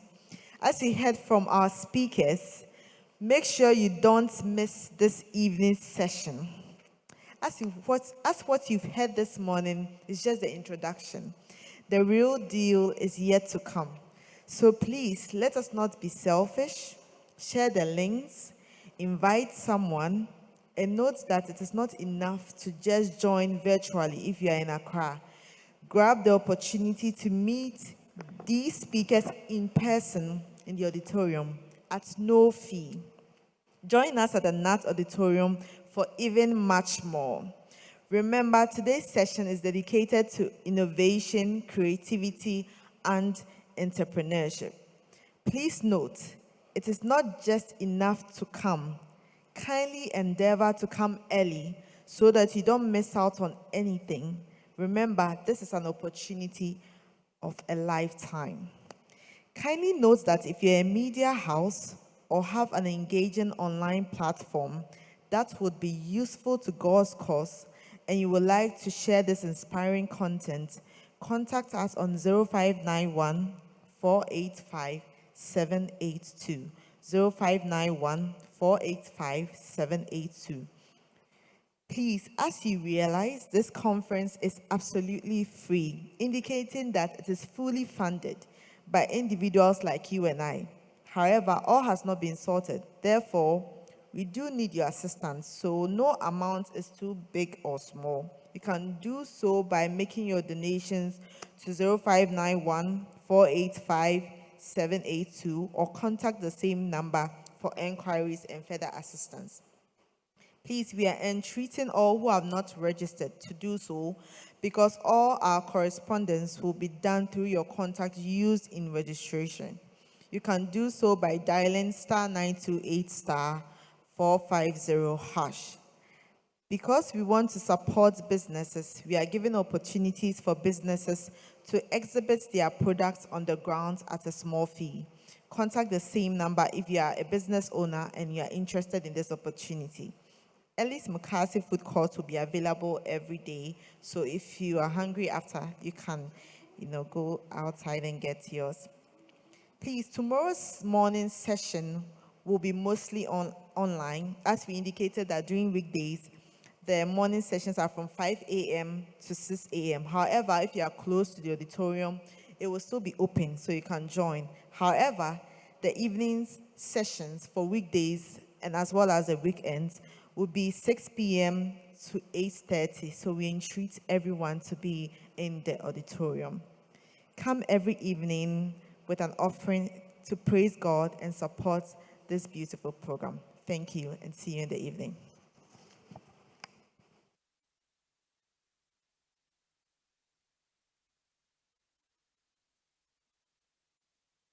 Hello. Please, for our closing prayer, we call Pastor Ebenezer up here to come and pray for us. Thank you.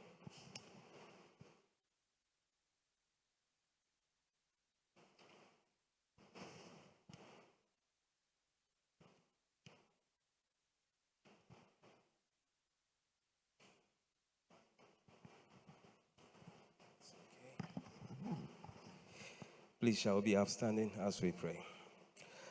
Our Father in heaven, we want to thank you for a life transforming message that we have heard since morning to this time. Thank you for our speakers talking about entrepreneurship. Help us so that we can develop ideas and work on our ideas. We want to commit the evening session into your hands. Bless us as they speak to us again, so that it can change our lives, especially those on the continent of Africa. Be with us and bless us. In Jesus' name have I prayed with thanksgiving. Amen.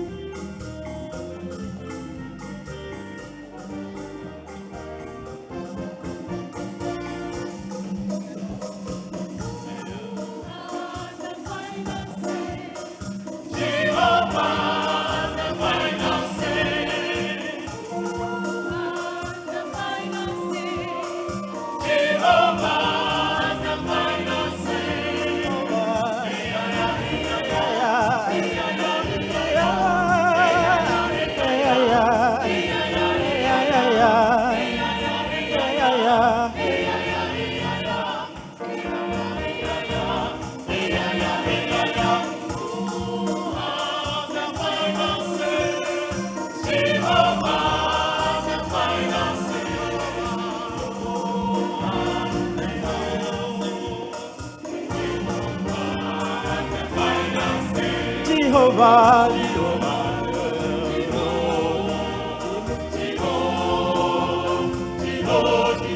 Jehovah, Jehovah, Jehovah, Jehovah.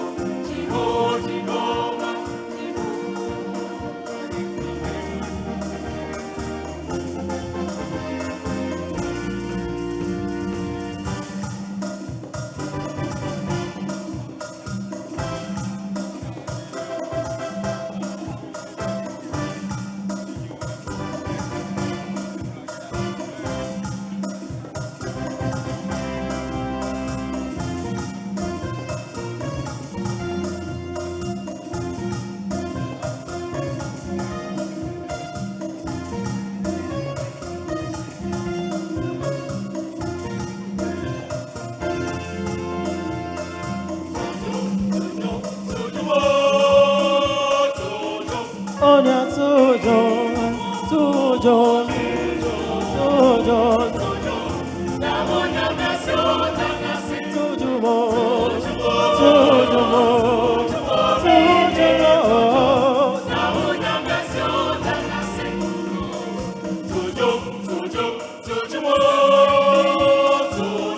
Onya tujo, tujo, tujo, Onya tujo.